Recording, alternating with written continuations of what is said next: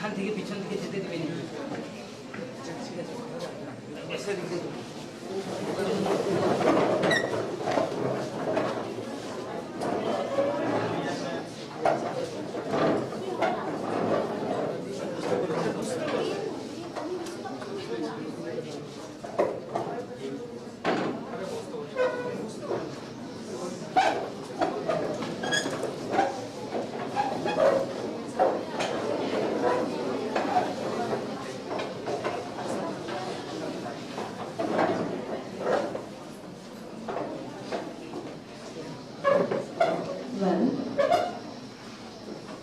Good morning, everyone, as well as our esteemed guests, distinguished speakers, and fellow participants from across the globe.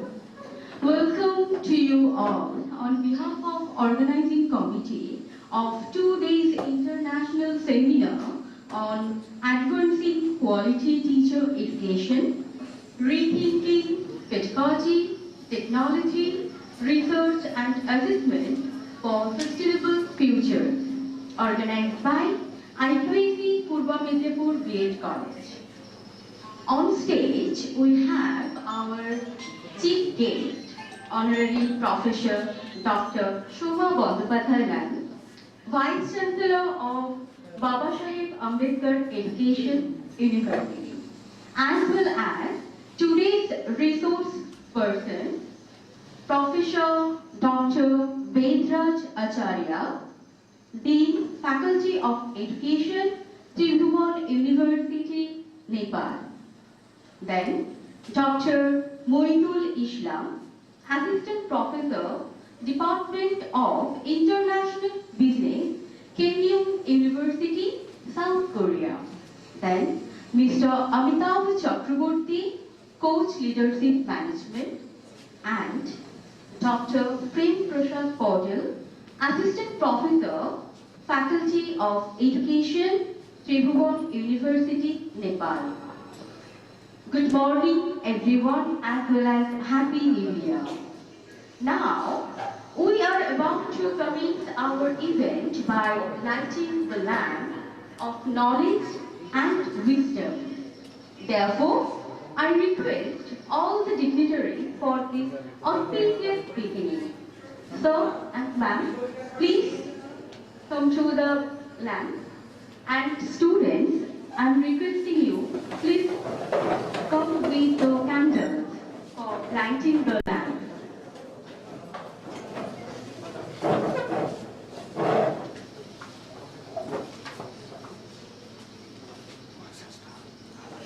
It's time for lighting the lamp.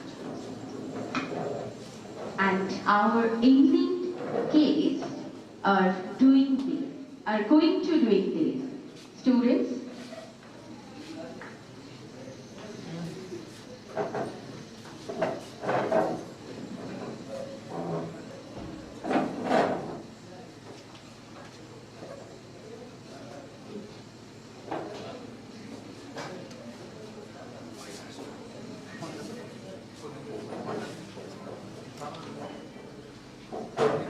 well, lighting the lamp signifies the dispelling of darkness and sparking of thought and enlightenment. It's our tradition to do this.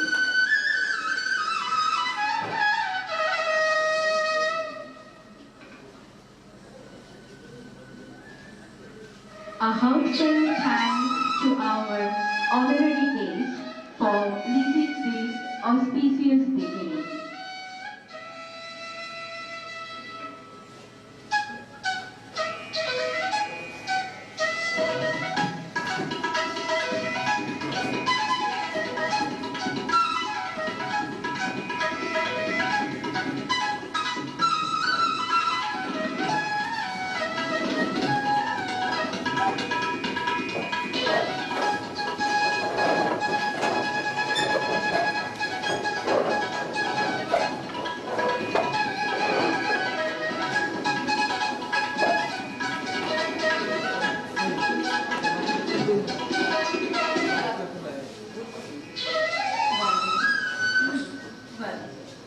Not only with the lighting of the lamps, but also we have to commemorate our martyrs for their contribution to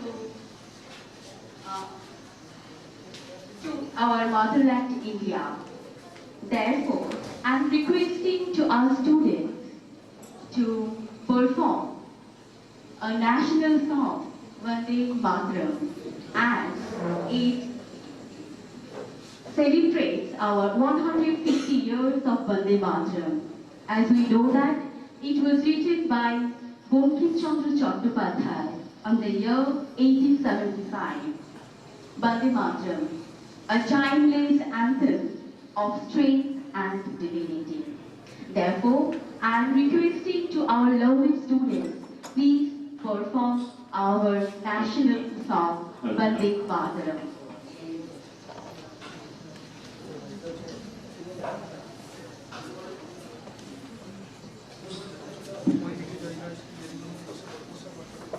Good morning, everyone. India is not just a country, it's our motherland. Just like a mother, India has nurtured us with its rich culture, diverse traditions, and unwavering spirit.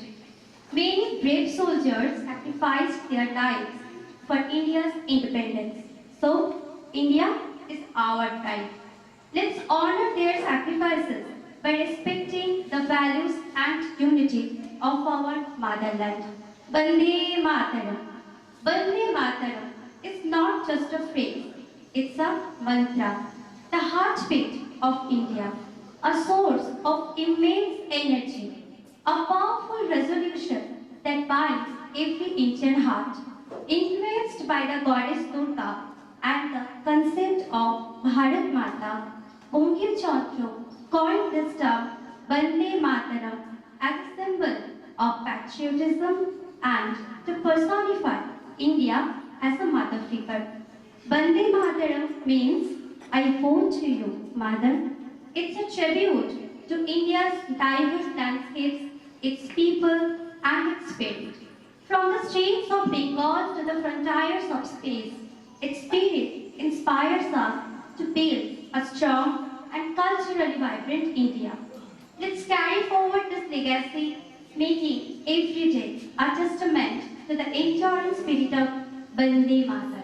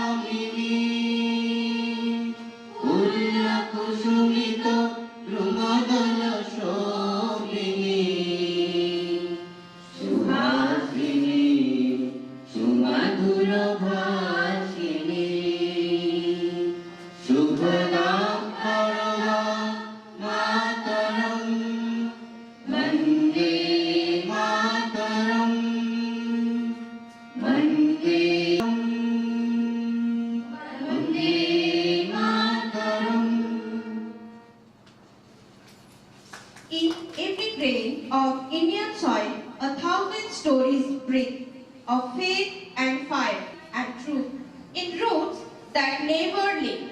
India is not just history, it is heartbeat, still beating, still believing. হাজার ভাষা, হাজার সংস্কৃতি, তবুও ভারত এক। ভারতের ঐতিহ্য শেখায় ভিন্নতায় ঐক্যই আসল শক্তি। ভারতের মাটি শুধু ফসল ফলায় না, সে জন্ম দেয় সংস্কৃতি, মূল্যবোধ ও ঐতিহ্যের।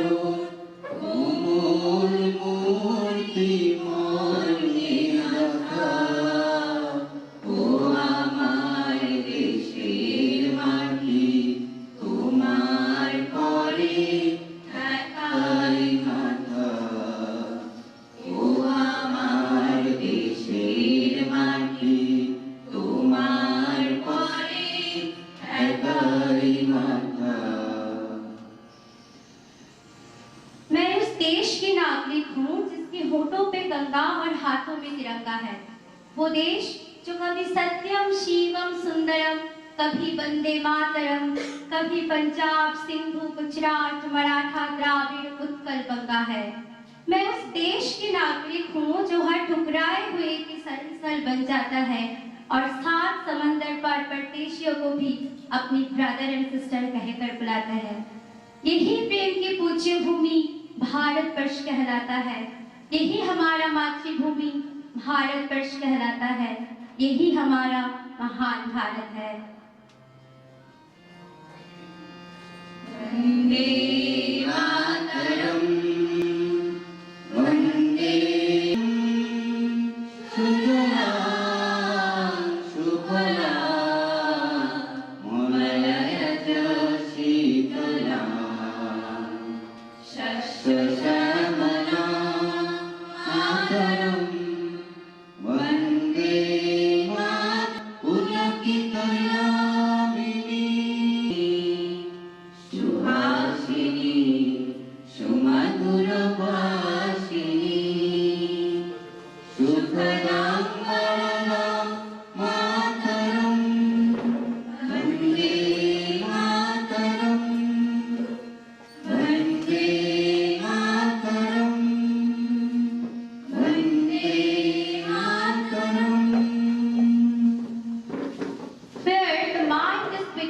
together, and the head is held high.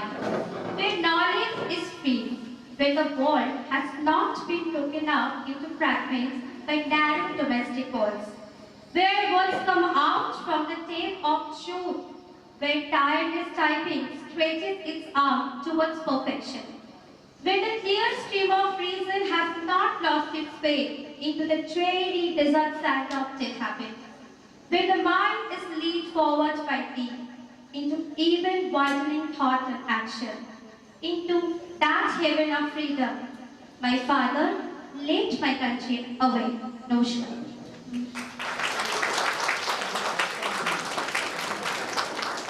Thank you. Thank you for this environment. I'm just speechless to say anything about this performance. Well,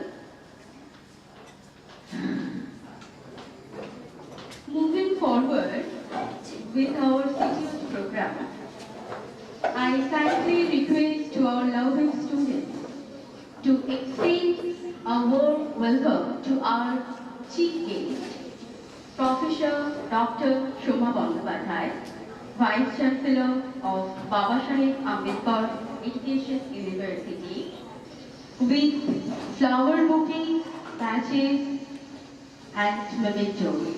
Please, student. As India, we always say that guest is our like God.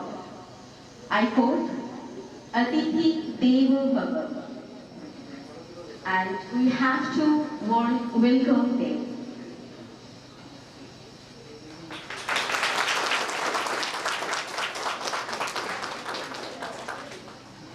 Okay. Oh, sorry. As a chief guest.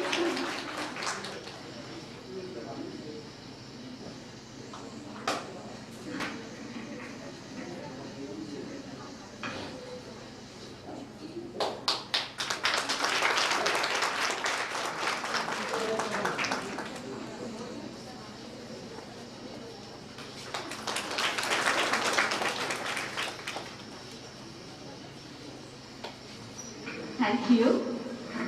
Next, I also request to our lovely students to extend a heartfelt welcome to our resource person, Professor Dr. Bedraj Acharya, Dean Faculty of Education, Tribhuvan University, Nepal. Please, students.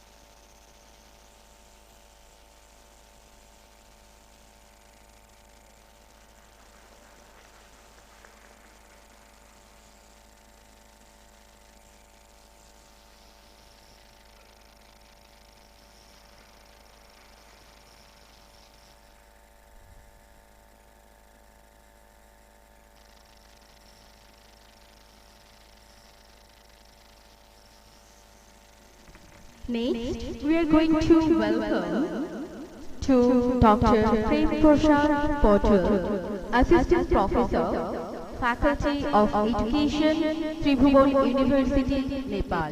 Please, students.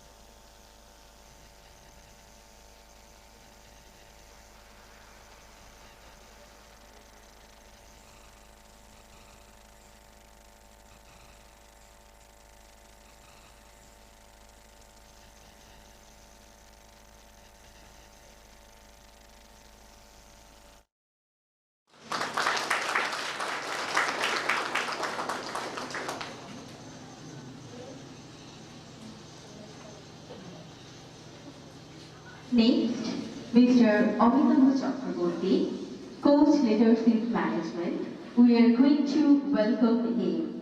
Students,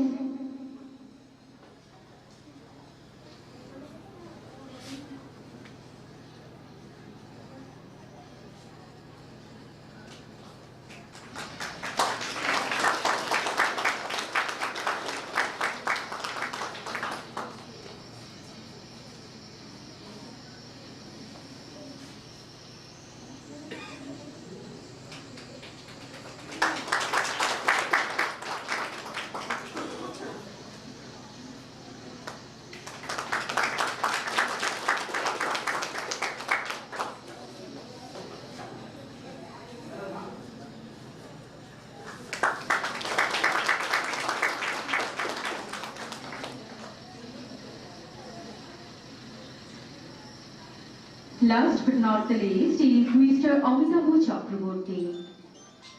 Students, please come on the stage and welcome him. Mr. Amitabh Chakraborty, Assistant Professor. Oh, sorry. Last but not the least, Dr. Moidul Islam, Assistant Professor, Department of International Business, Cambridge University, South Korea.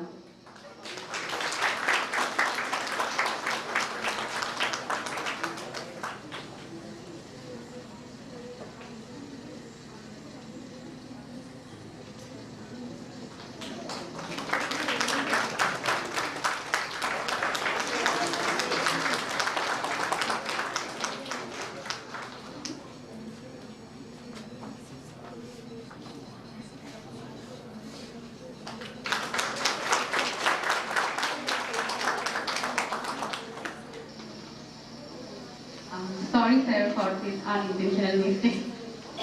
Well, now I take great pleasure in inviting the President of Purba Medinipur BH College, Dr. Movita Mitra, to present the welcome address. Please, ma'am, come to the podium.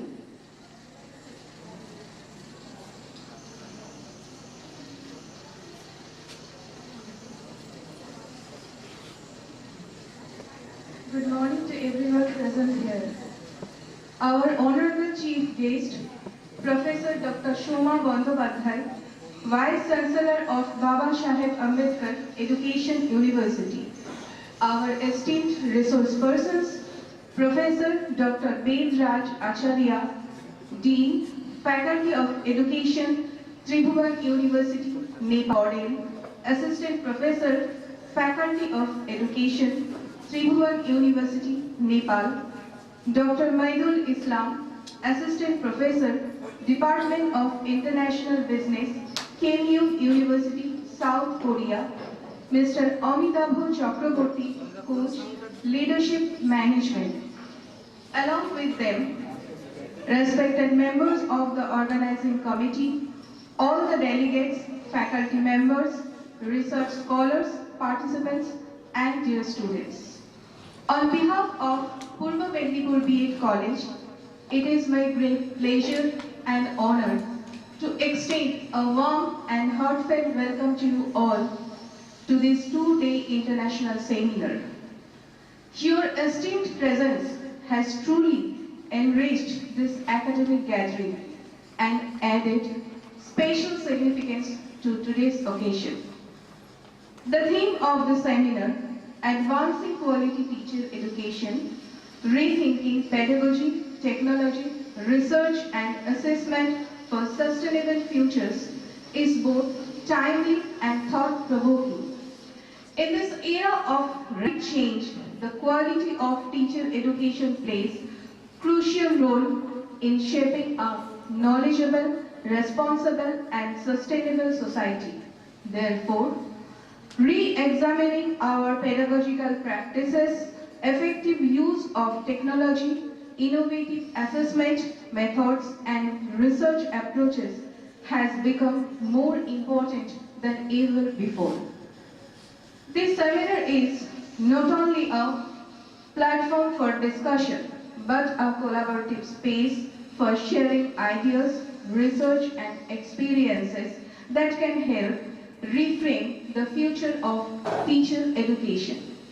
I am confident that the deliberations over the next 2 days will generate valuable insights and inspire innovative practices among the researchers and educators. I express my sincere gratitude to our distinguished guests and resource persons for enriching this seminar with their valuable knowledge and insights. I would also like to extend my heartfelt thanks to each and every member of organizing team, faculty members, non-teaching staff and students for whose commitment and dedicated efforts have made this event possible.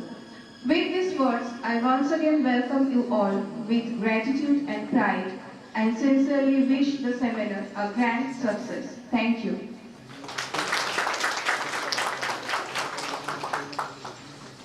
Thank you, ma'am, for this welcome address. Now, it's time for inaugural speech, delivered by our chief guest, Dr. Professor Shoma Bandyopadhyay.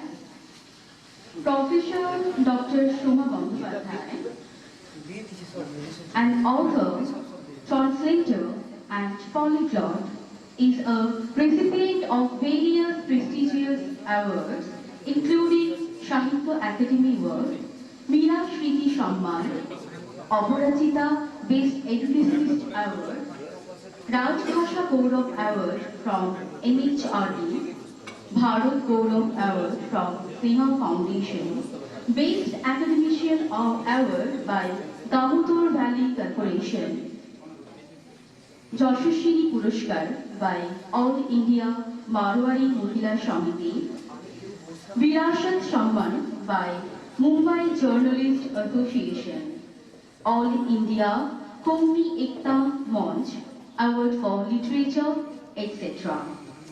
She has 41 books in English, Hindi and Bengali and 15 translated books published. More than 200 research papers she has been published in national and international journals of review. She has delivered more than 200 academy and other literary organizations. She is an editor of a multilingual dictionary published by Bangla Academy. She is not tied with this, but her enthusiastic spirit leads her to become the member of several academic and cultural bodies, including governing body and general council of 12 central and state universities, Kendriya Hindi Samsthan, Sahitya Academy, Tagore Institute of Peace Studies, UGC nominee in several universities and PG colleges, etc. She has visited China, Malaysia and South Africa as a member of the delegation of Indian writers deputed by Sahitya Academy. She also is a former registrar of Calcutta University, former VC, additional charge.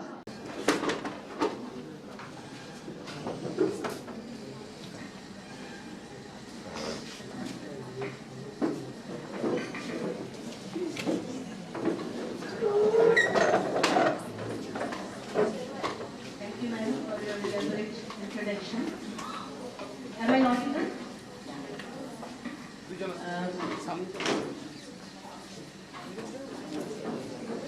Distinguished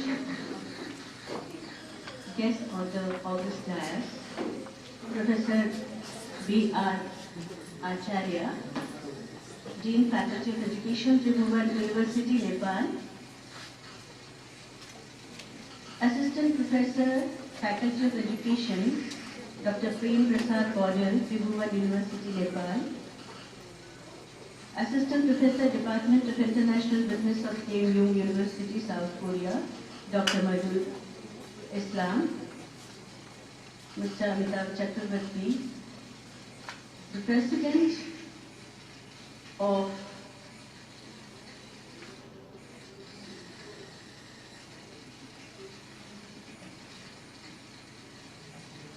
what is the name of your trust? Vidyasagar Memorial Trust. Madam Momita, members of the governing body and trust, two chief architects who are actually behind this, the whole planning of this international seminar, dear Tuhin sir and Animesh sir, and two very important members of the NAC research team, Saurabh sir and Indrajit sir, and members of my academic fraternity, other dedicated teachers and educators from other colleges all over Bengal, and my very beloved would-be teacher students. Very good morning to all of you. And at the outset, let me wish you all a very, very happy, healthy and prosperous New Year ahead. And girls, what a electrifying performance you gave us today here. It was really, I really appreciate your initiative. Thank you so very much, the whole choir group.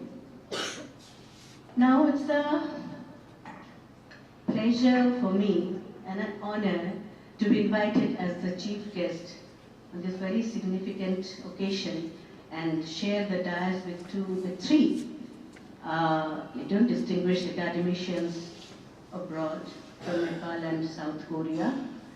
I also take this opportunity to express my sincere thanks to the organizers for extending this invitation and for choosing such a timely and thought-provoking theme. Advancing quality teacher education, rethink pedagogy, technology assessment and research for sustainable futures. I also thank Principal Sir for this, taking this initiative. It is often said that the quality of an education system can never actually rise above the quality of its teachers. In that sense, discussions on teacher education are not merely academic exercises.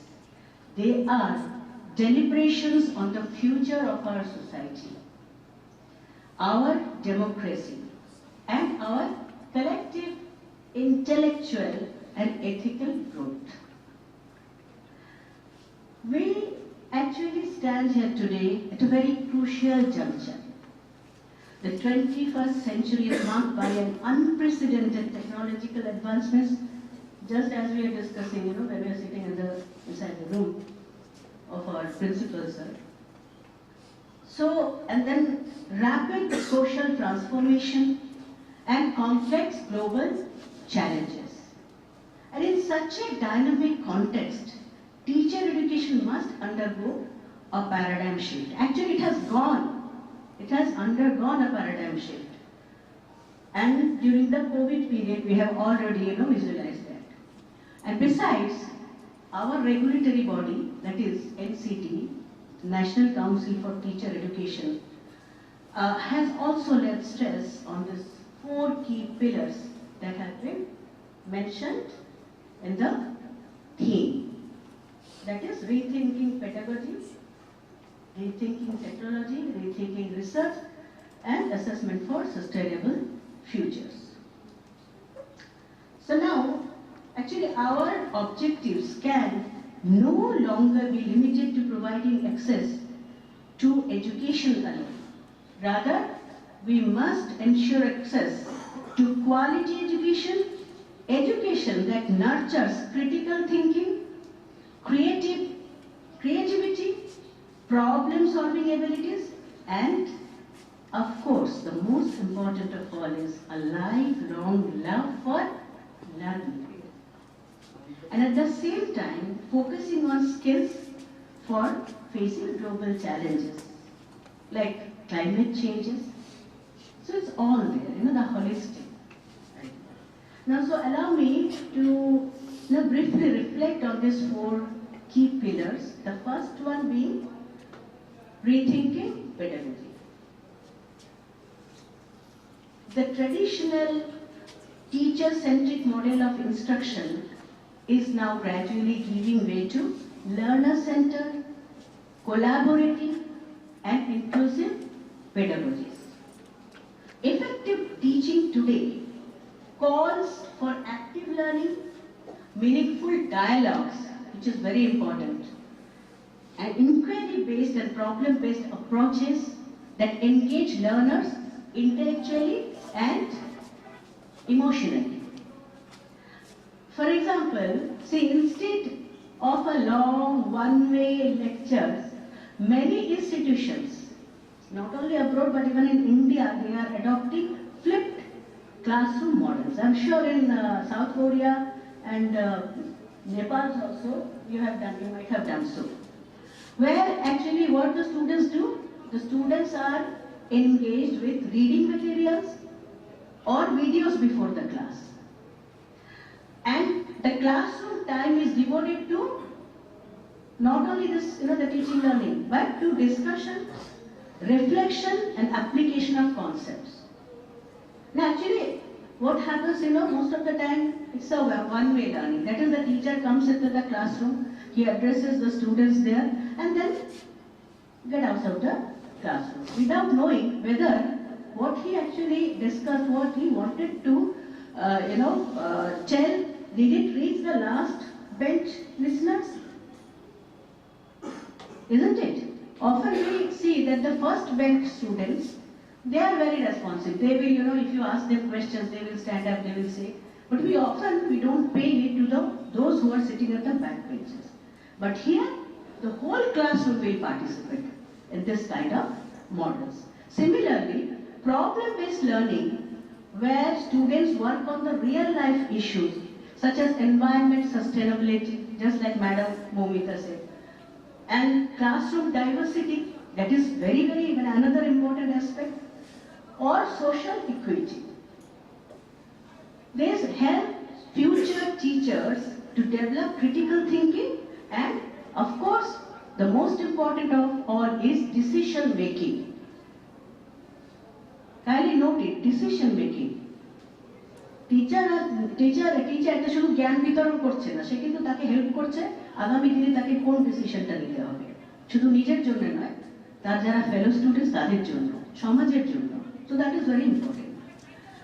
And we also need to focus on interdisciplinary approaches like our NEP 2020. There are several things that we need to discuss also. So our teachers actually must be equipped not only with the subject knowledge, but also with a deep understanding of how the students learn. Mark my words, how the students learn. Is the student really learning? Recognizing diverse learning styles. How? There might be students who are very slow learners. There must be students who are very fast learners. There must be mediocre students. There must be one student who is always afraid whether I will pass or not. There must be students who are always afraid whether I will get the first rank or not. So there are, different type of minds of the students. So, a pedagogy effective in an urban classroom, similarly, may require thoughtful adaptation in rural or first generation learner settings. I have gone to, that we have colleges all over, scattered all over West Bengal. And we have 624 colleges. Some colleges are placed in the urban areas, and some colleges in the, like in Sundarban or maybe in Purulia, among the jungles, they're all surrounded by hills. So who are the students who come? Can they really compete with those students who are sitting in the Mahanagar, that is our metro cities? So we have to, the teacher has to adapt to the diverse learning skills. So I will again repeat that a pedagogy effective in an urban classroom may require thoughtful adaptation in rural or first-generation learner settings. Pedagogy, after all, is not the mere transmission of information, but then what is it? It is the art of awakening minds and nurturing curiosity. Curiosity in the young minds. They have so many questions, but often you see, they are afraid to ask. They are afraid to open up. অনেক সময় তোমরা খুব ভয় পেয়ে যাও যে এটা কি জিজ্ঞাসা করব? I know some students who actually think, yes, I must ask this question, I must raise this question, sir will definitely, madam will definitely answer me. But ওইটা ভাবতে ভাবতে actually the time is out. And the class ends and the teacher goes outside the classroom. And that poor, student, সে আর জিজ্ঞাসাই করতে পারে না। She or he keeps on thinking, yes, this is my question. Highlighter, see? So you agree with me, no? That sometimes you want to ask, but either you are afraid or you cannot gather the courage, or sometimes just the time is out. জিজ্ঞাসা করার আগেই সময় চলে যায়। So this is the problem, and it is the teacher who actually will have to understand this and address the problem. Then, second. What is that? Rethinking technology, or rather, technology integration, we should say. This is, I think, the proper terminology for this. So what is that? Technology must be viewed not simply as an add-on, I quote unquote, add-on, no, but as a transformative force in education. The future educator must develop a strong techno-pedagogic content knowledge, enabling the seamless integration of content, pedagogy and technology. See, gone are those days when the chalk and talk, used to be the only method of teaching. Especially during the COVID period, we first, experienced this kind of need.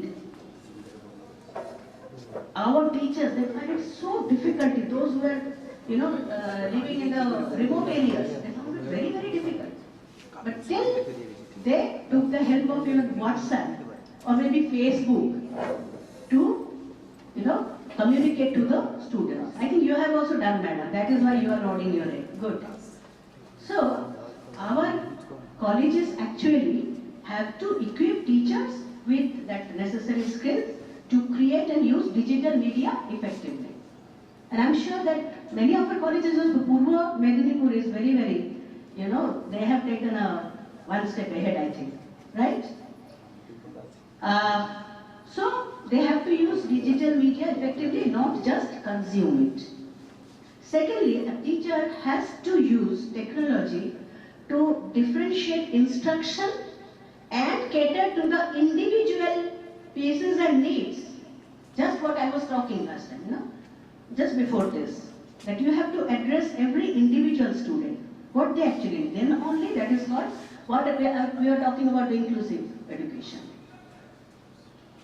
So, today, blended learning models that combine face-to-face, instruction with digital platforms, third, virtual classrooms, or smart classrooms is what we call. Almost all our colleges have at least one or two virtual classrooms. And open educational resources have expanded access and flexibility in teacher education. See, even today, just like you informed me that this seminar, the proceedings of this seminar this international conference is being heard and being viewed by hundreds of the maybe teacher educators or students. Not only India-wide, but worldwide. Am I right?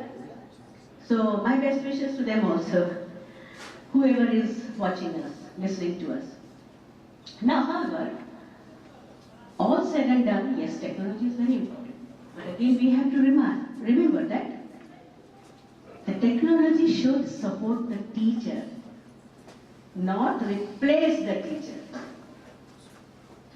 Technology cannot be একটা বিকল্প হতে পারে না, not an alternative to the teacher, because that human touch is only there with a teacher, with a human being. So, this is also very important. We must remember that technology cannot replace, that should not replace teacher, but support the teacher. Human values such as empathy, ethical judgment, and mentorship remain central to the education.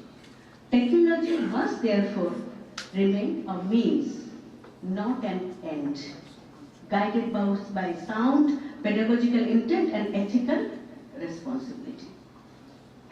And thirdly, rethinking assessment. What is that? Assessment practices must evolve from being predominantly summative and examination oriented to being continuous, formative, and learner centric. Assessment should serve learning, not merely measurement. Innovative practices such as reflective journals, portfolios, peer assessment, classroom projects, and continuous feedback, which is very necessary, allow the learners to track down their own growth and take the ownership of their learning journey. I just mentioned that a constant fear of, poor ranking can demotivate a student and force him to leave the classroom. So that is why when assessment is used as a tool for feedback and improvement rather than that fear of ranking, then it becomes a powerful instrument for meaningful learning. So that also teachers have to remember. And the thoughtful use of learning analytics can further help educators understand learner progress and refine their teaching strategies. This actually, I think almost many of our teachers will accept this. So finally comes the rethinking research for sustainable futures. Actually, why I am hurrying up, because every time I come to have a dialogue with you, our research lab timbers, very, very smart fellows, I should say, Shaurav sir and Indrajit sir, they expect me to talk for about not less than 1 hour. So today, I think I'll limit my speech, because we have to listen to 4 very distinguished academicians present here. Now, regarding this rethinking research for sustainable futures, research, it has always come first to me, sir. For me, research is the first thing. And it remains the backbone of a quality teacher education.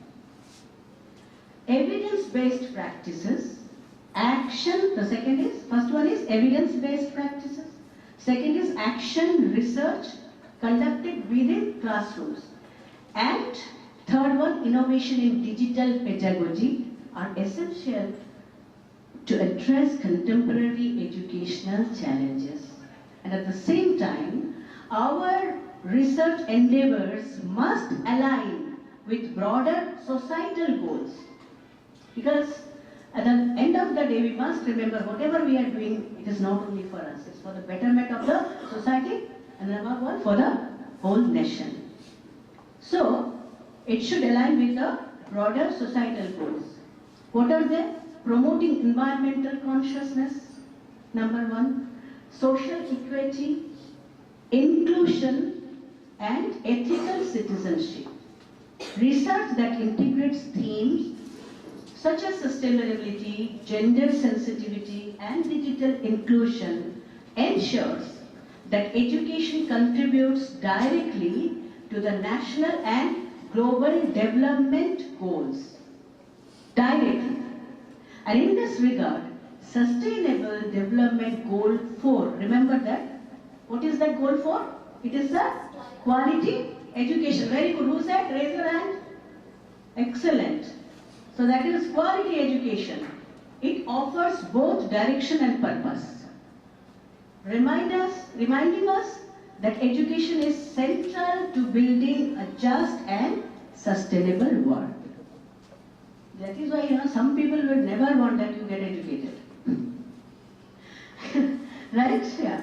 So, And I remember that last time when I came, I think perhaps I said the similar things. And I also urged the college authorities to think about two things. First one, to open a R&D cell, that is research and development cell. And second one is the innovative and incubative center. I think the first one, they have done it. So congratulations to you, and you have named it Institute of Innovation and Research, Igniting Minds Worldwide. Excellent. So first let us start with the Igniting Minds locally, and then we go globally. Congratulations again, good initiative. And secondly, I'm immensely happy today again to see three distinguished educationists from abroad who have joined us to deliberate on this very, very important topic, that is the 4 key pillars that has been mentioned in the theme. Actually, we are all very curious to know how you look on those pillars. So, finally, to conclude, I'm sure you will all agree with me that advancing quality teacher education demands a holistic and integrated approach. First of all, one that harmoniously weaves together pedagogy, technology, assessment and research, and preparing future-ready educators in a shared responsibility that calls for collaboration among teacher educators, among institutions, among policymakers and researchers, and of course educationists who come from abroad. That collaboration is also, collaborating with foreign universities is also very, very important. And from this dais, I will urge, the educators who have come from 2 different universities, one from South Korea and the other 2 from Nepal, to collaborate, to, actually explore those areas of collaboration. It may be, joint research area, it may be joint publication, joint organizing joint seminars, anything it can be. Exchange of students and teachers. With this, college has taken this initiative. I congratulate you for inviting them, and also thank you, sir, for accepting the invitation. Definitely, I'm sure that later on when you deliberate on this subject, our students and faculty members, they will be highly benefited from your lectures, and also with the university, of course. So what, actually I will go back to that, as we often remind ourselves, the future belongs to those who prepare for it today. Let us therefore recommit ourselves to nurturing teachers whose knowledge, whose values and vision will illuminate the path for generations to come, much like rays of knowledge dispelling the darkness of ignorance. I once again thank the organizers for taking this wonderful initiative and making me a part of the same, as you always do.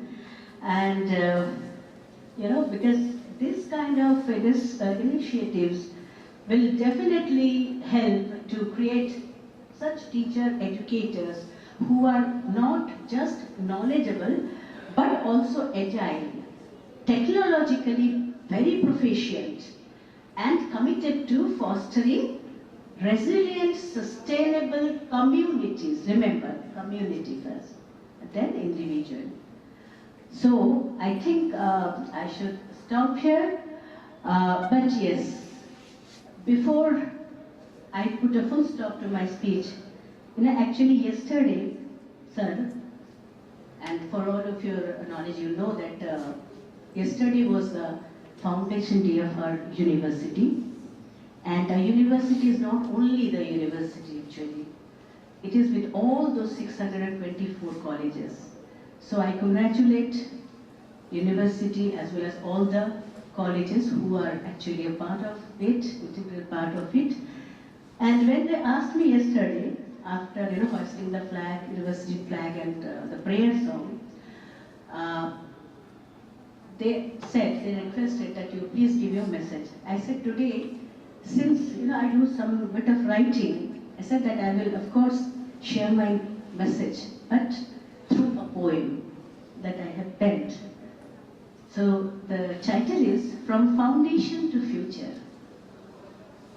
We began in 2015, full of conviction. A university was envisioned, entrusted with a responsibility to prepare teachers who would prepare the nation. In these few yet formative years, we have learned an enduring truth that education is not transmission alone, but transformation. The pedagogy must awaken thought, technology must serve the wisdom, assessment must nurture growth, and research must answer society's call. From our classrooms have emerged educators who are more than professionals, reflective thinkers, ethical guides, and future leaders in the making. They step into schools, they step into colleges, universities, carrying not only knowledge, but values, sensitivity, and purpose, knowing that every learner is a responsibility to the future. Today, 624 colleges stand within our academic ages, including yours, distinct in context, yet united in commitment, bounded by a shared pursuit of quality. As we enter our 12th year, we do so with humility, aware that growth is ongoing, and excellence is a journey, not a destination. Excellence is a journey, not a destination. We move forward with confidence, rooted in our founding ideas, guided by evidence and ethics, and inspired by the transformative power of teachers. For a university is not measured by time, but by the lives it shapes, the leadership it cultivates, and the future it dares to imagine. With this resolve, we step forward from foundation to future, from learning to leadership, from a decade of growth into a horizon of possibility. Choroi Beti, keep moving. I thank you all for such a giving me a patient hearing, and I wish all your endeavors grand success, and also this international seminar grand success. Thank you, sir. Thank you.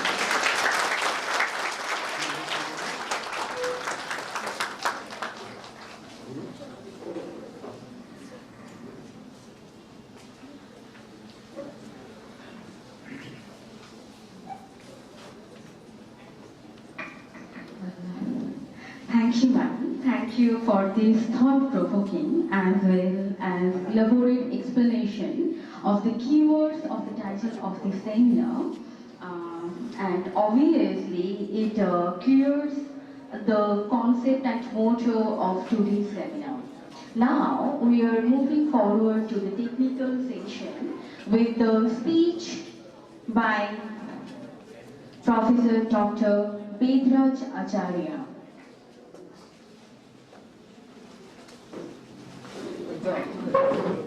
Professor Dr. Bedraj Acharya is a professor of mathematics education in the Central Department of Education at Tribhuvan University, Nepal.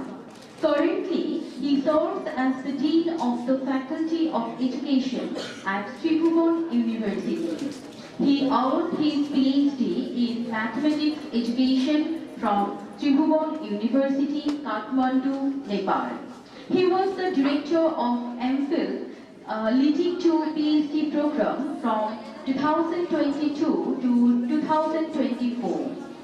He was the head of his department from 2008 to 2009 and 2019 to 2022, and a member of the Mathematics Education and Computer Subject Committee. He was the member of Mathematics Subject Committee of Education Review Office under the Government of Nepal from 2022 to 2024. He was the chair of the mathematics subject committee and the education review officer.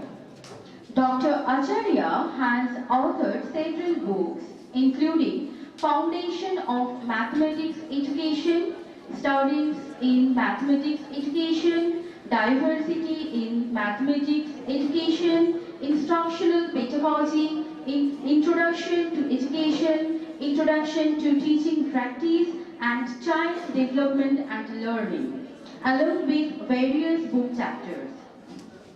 In addition, he has published more than 50 scholarly research articles in different national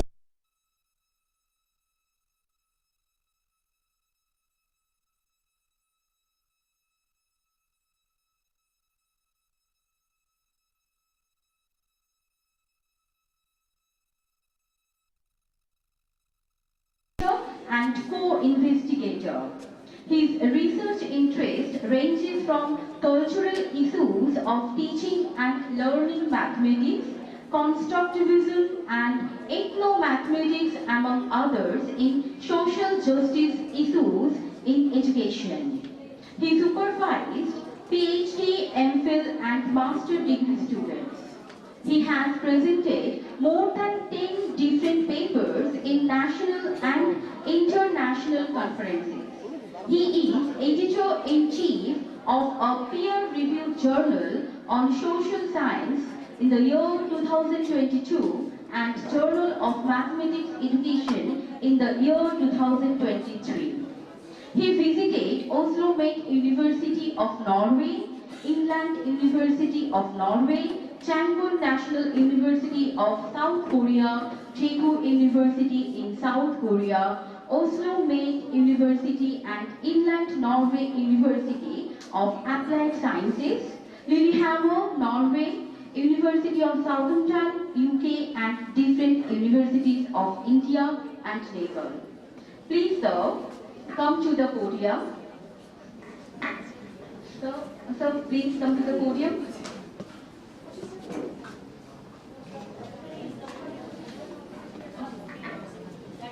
If you're comfortable there, then you can.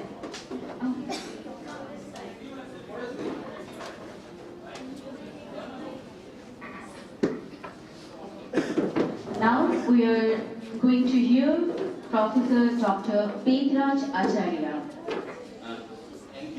Thank you, ma'am. Respected Chief Guest, Professor Dr. Soma Bandacharya, University of Vice Chancellor, University of Babu Sahib Ambedkar Education University.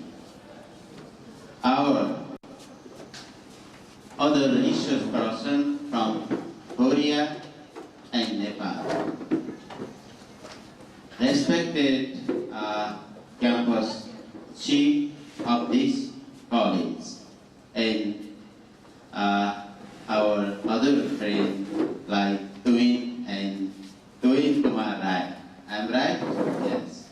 And all the professors from this university who joined this seminar and all my dear students who is presented in this seminar. First of all, I would like to thanks to the organizing committee to organize this important seminar on the theme Advancing Quality Teacher Education, Rethinking in Pedagogy, Technology, Research and Assessment for Sustainable Future. Our chief guest already explored the main variable of quality teacher education, that is pedagogy, technology, research and assessment for the sustainable future. That means first we are aware about what makes quality in education. Especially we talk about what is quality education, how do we measure the quality education, what are the parameters or indicators of quality education. We will talk about this concept. The main key element to improve the quality education is one, pedagogy. What types of pedagogy we apply in teacher education program, that is very important. We will talk about the different type of innovative pedagogy in this presentation, my presentation.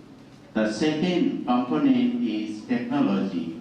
How technology help to improve our quality education.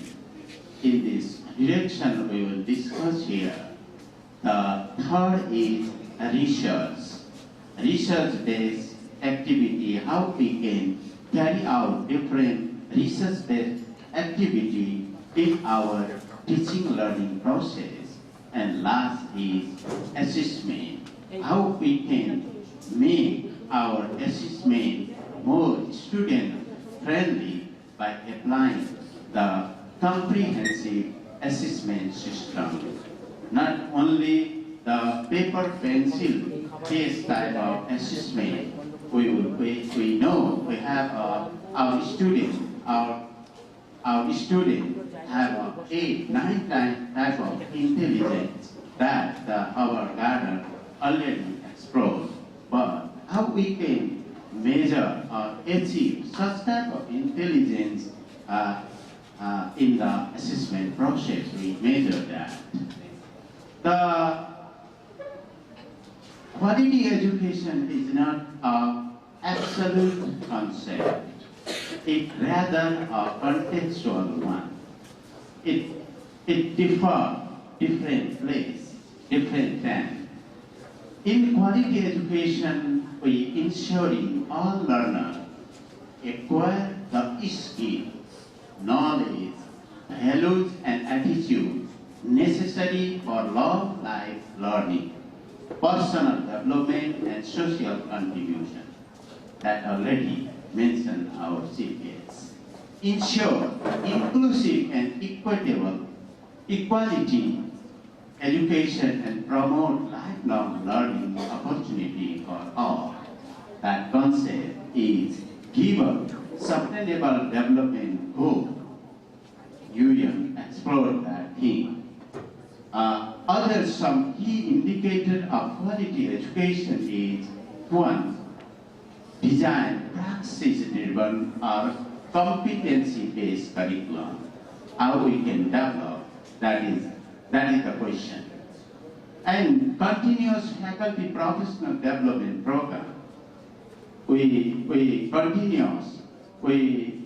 organize different types of seminar, conference, research workshop so that we can improve, we are update what the world happened and graduate globally employability. That means our graduate may sellable in the global market.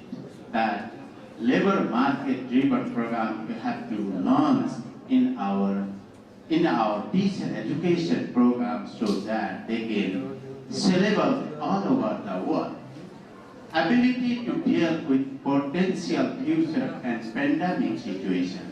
That means our madam already explained that education is not only the transmission of previous knowledge. It is a process of transformation.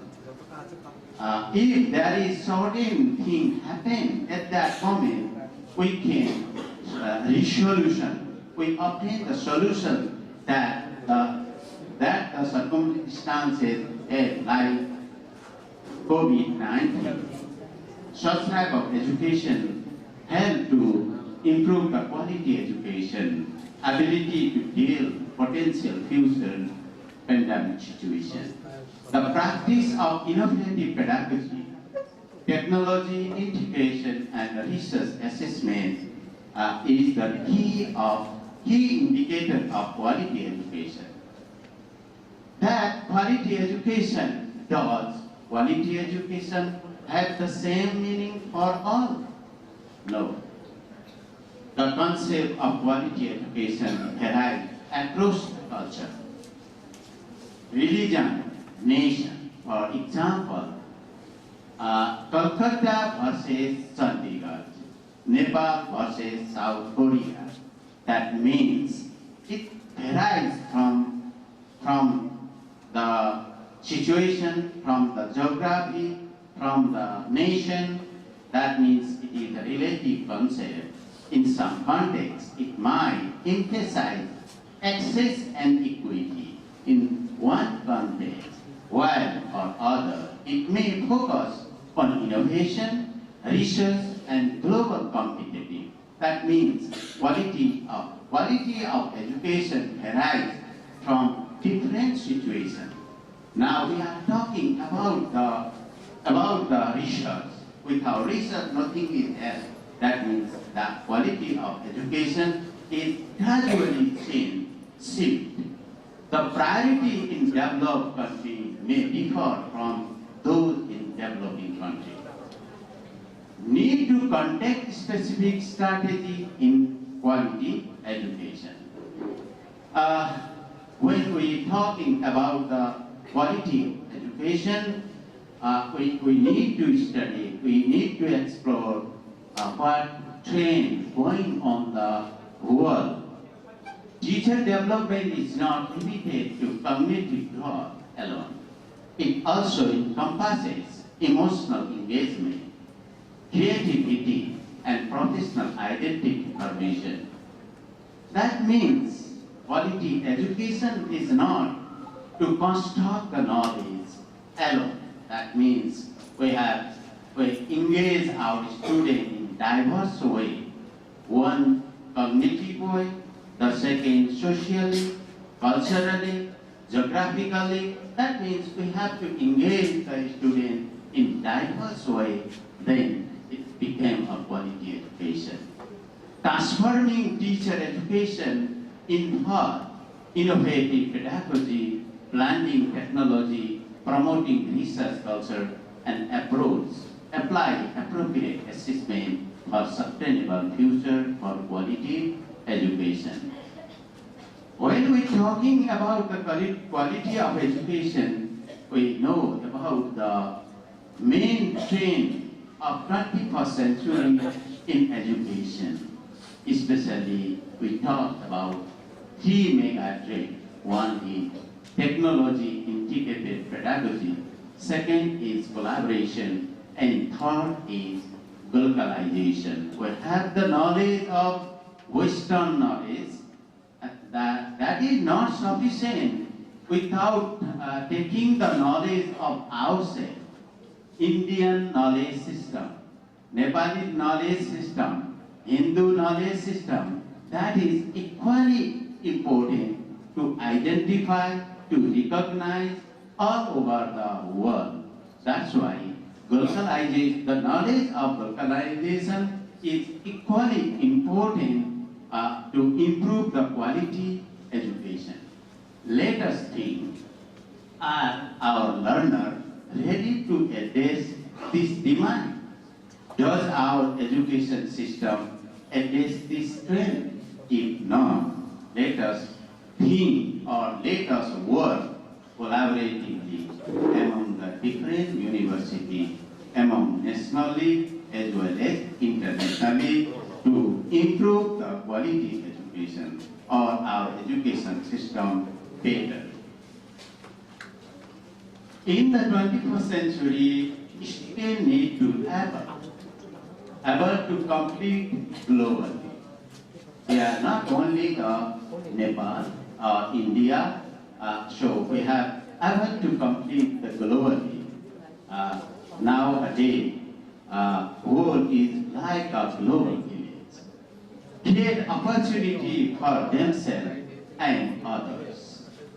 Able to handle the system globally.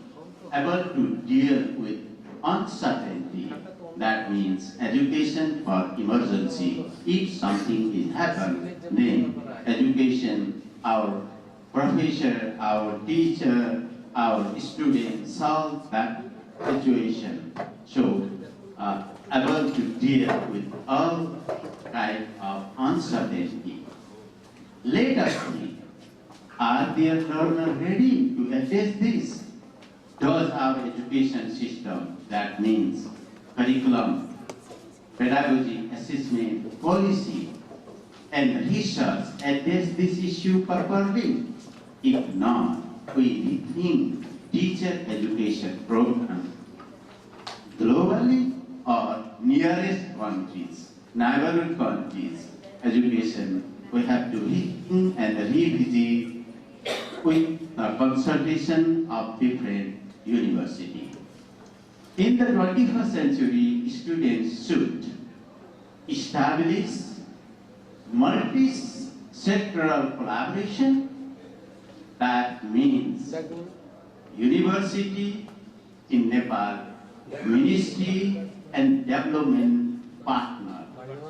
That means we collaborate nationally and collectively work toward new technological innovation, collaborate to confront global crises. And in my university, in my faculty of education, collaborate nationally as well as internationally. Like nationally, we collaborate, we joint work with CSRE, one institution, Ministry of Education, University Grant Commission, National Examination Board, and other university in nationally and internationally. We try to collaborate different universities around the world, like UK, South Korea. We have conducted collaboratively that joint project with inclusive education, and we try to collaborate with other universities also. Let us think. The question is how pedagogy, technology, research contribute to transforming the higher education for sustainable future, ensuring it becomes a means of social justice in society for the betterment. This is my university, and second is Institute of Faculty of Education. That figure is this. So, in 21st century, our education will be going on. The first, our main title, Enhancing Quality Teacher Education, Rethinking in Pedagogy, that our madam, Shoma madam, explained very clearly. I am so happy. Very few places, such type of presentation, such type of lecture, such type of information is here. But she is a real academician, not only a vice chancellor. She is very dynamic as well as more academician. So I acknowledge for her knowledge. Pedagogical reformation for quality education, that shift from rote learning to creative, critical thinking, student-centered and active learning approach, digital pedagogy, competency and outcome-oriented teaching. Nowadays, you hear, you learn constructivist pedagogy, that pedagogy explore or explain that knowledge cannot be transformed from high educated to low educated, just like our Shoma, madam, me, and other resource person. But knowledge can be constructed yourself, learner, by engaging the diverse activity. That is the main thing. that is the reformation of pedagogy, teaching learning strategy for a better quality education. In the pedagogical shifting, we are raising the fundamental question, such question is here. How the pedagogy transforming, that is the question. Pedagogical practice for transformation of higher education to maintain the quality education. Here is the one research-based activity. That means this is a data. One of our teachers reflect how the pedagogy transformed. I asked him.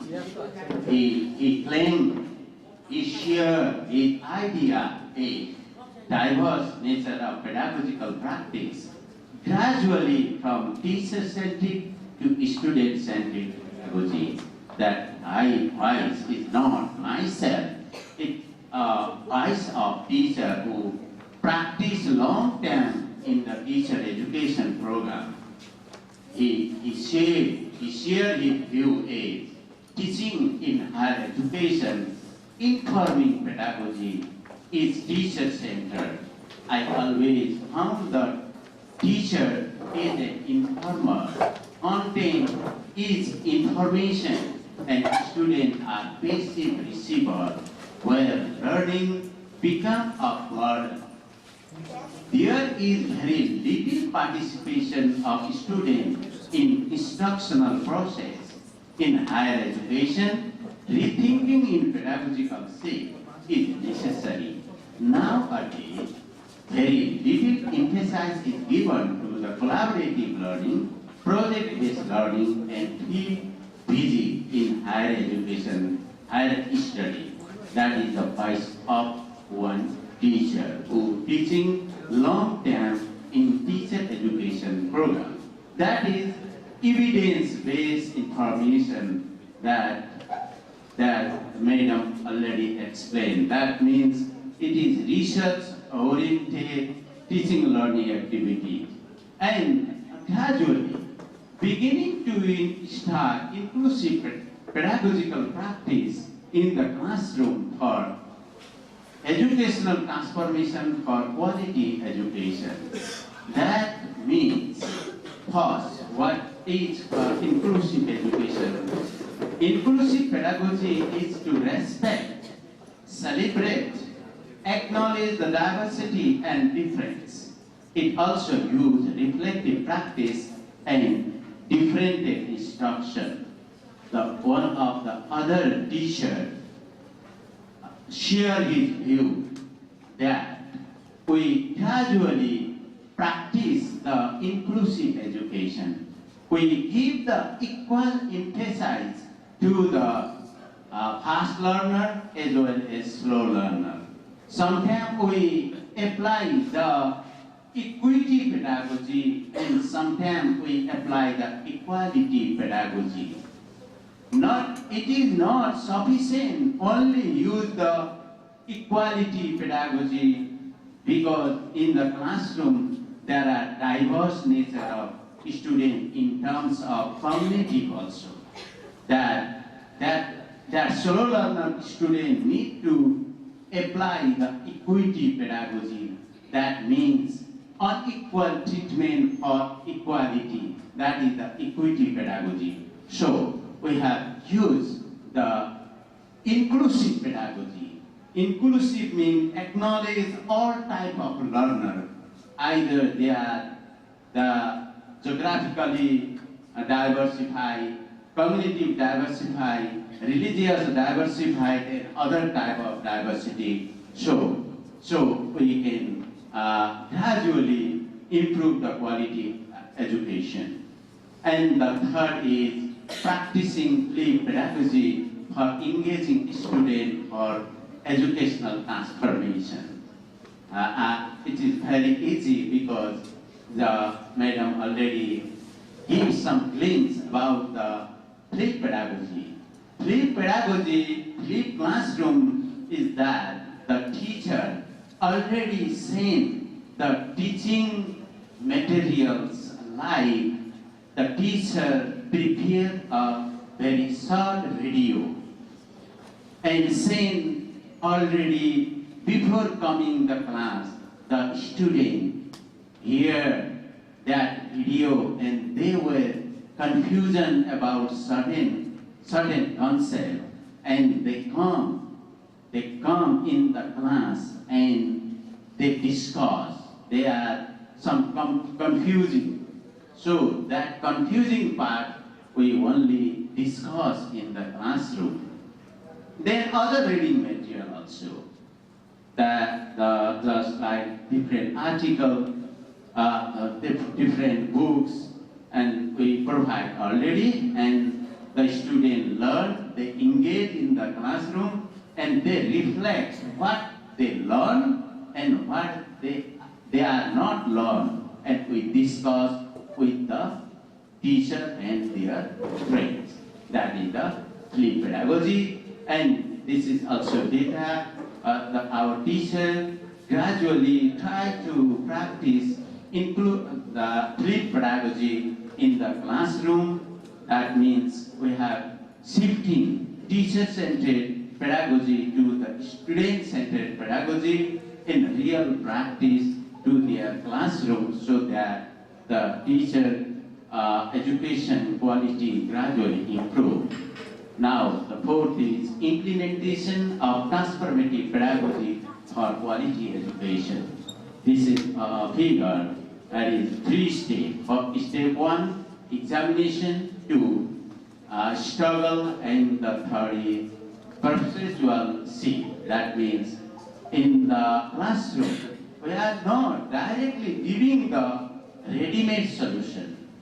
When we enter into the classroom, we questioning,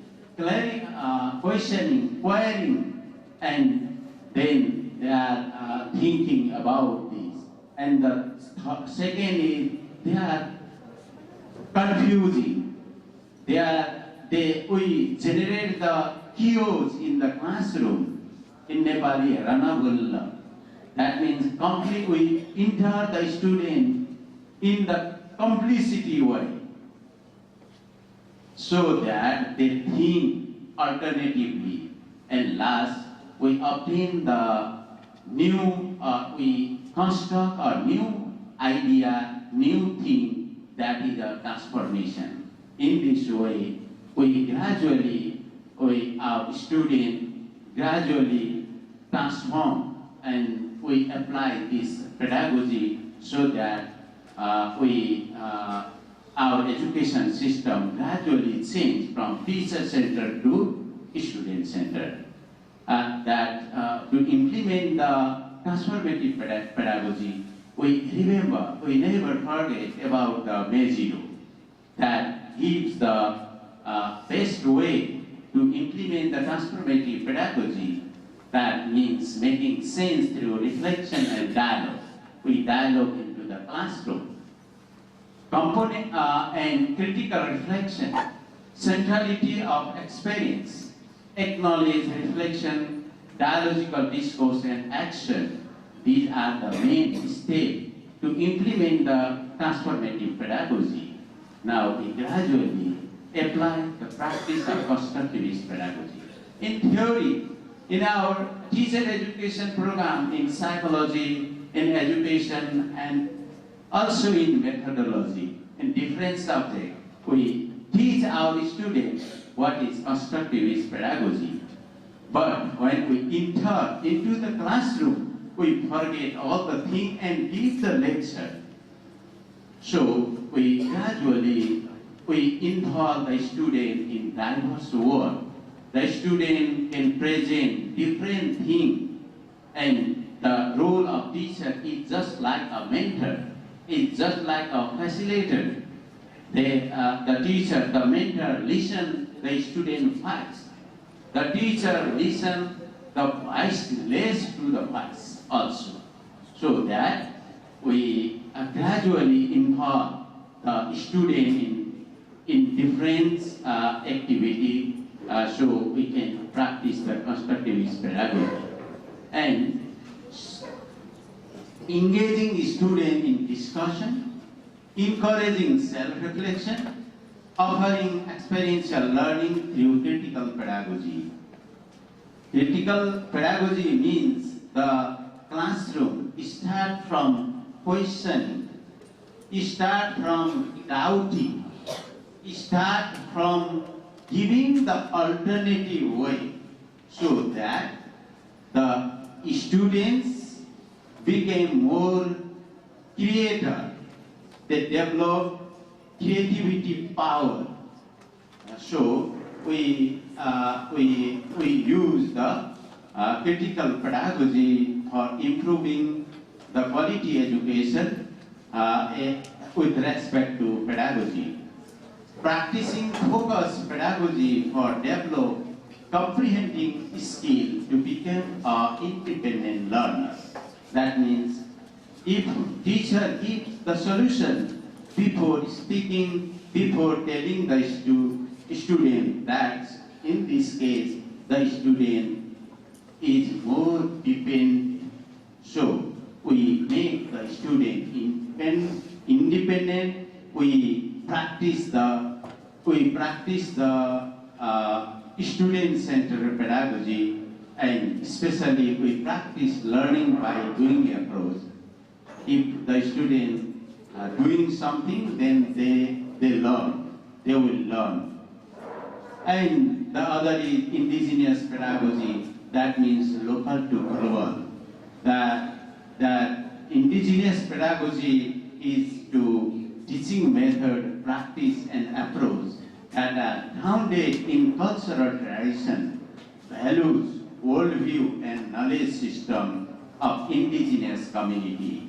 It emphasizes holistic, experiential, lane-based, and community-centered learning.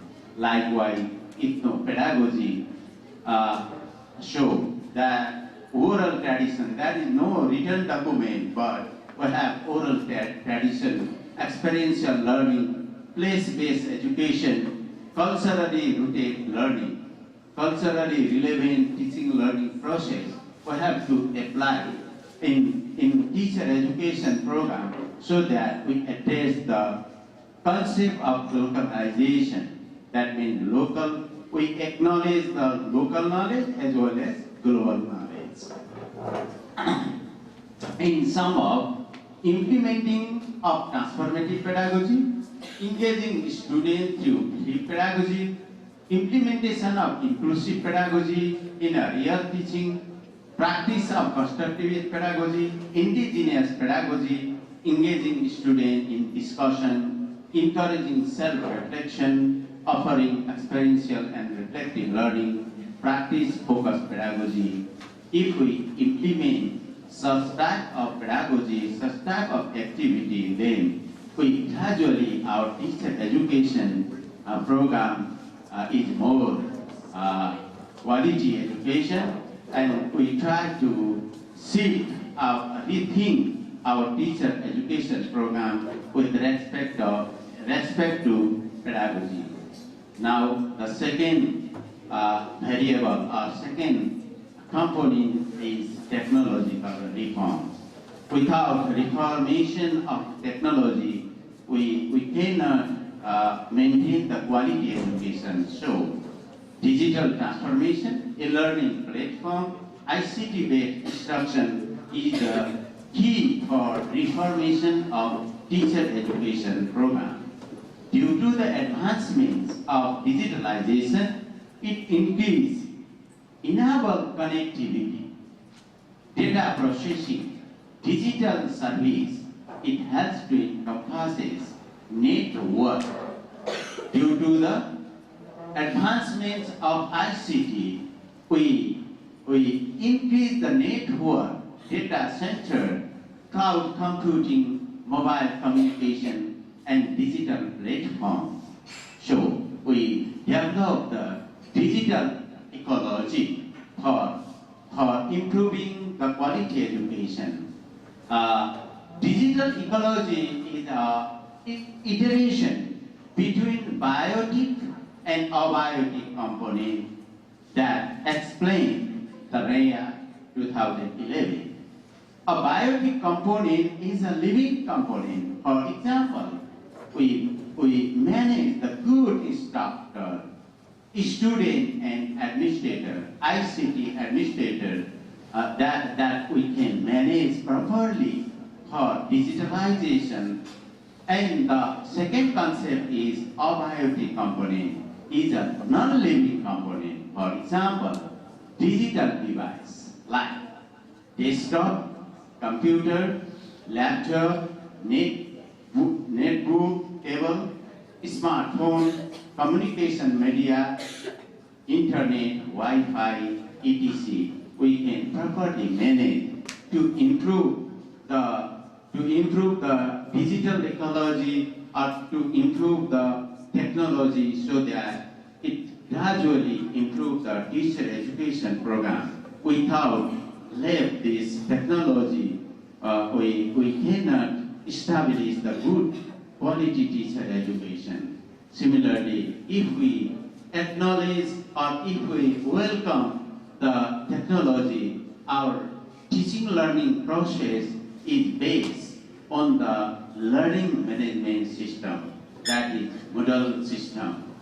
This learning management system is a comprehensive overview learning portal by highlighting its core component, feature, and commonly used platform.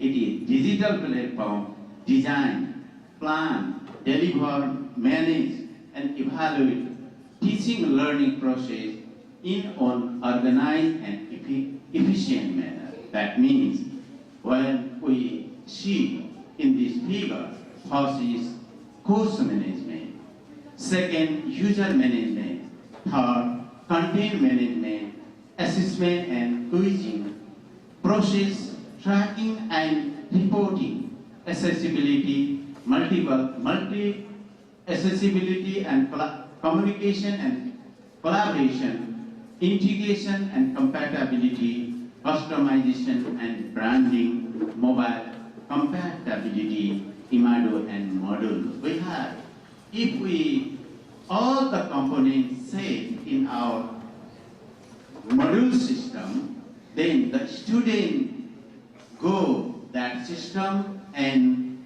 open the module and all things we keep there and they practice themselves without the presence of teacher. That is the discussion forum and other different from such as course management is the organization delivered. All the thing is well managed in that module system, learning module system, and we can very easy to learn the students. So the teacher education program will be more qualified, more quality education we can obtain by using the technology. The next variable, next component is transformation of higher education through research, innovation, and its practice for quality education.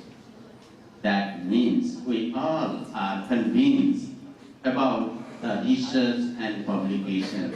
In this line, Linton, Tiny, and Watts, 2011. It is 2026. Say that research and publish or perish. If we join teacher education or higher education, or if we apply our profession, teaching learning profession of higher education, if we are not carry out the research, if we cannot publish the paper, we let this job. We go into the other job.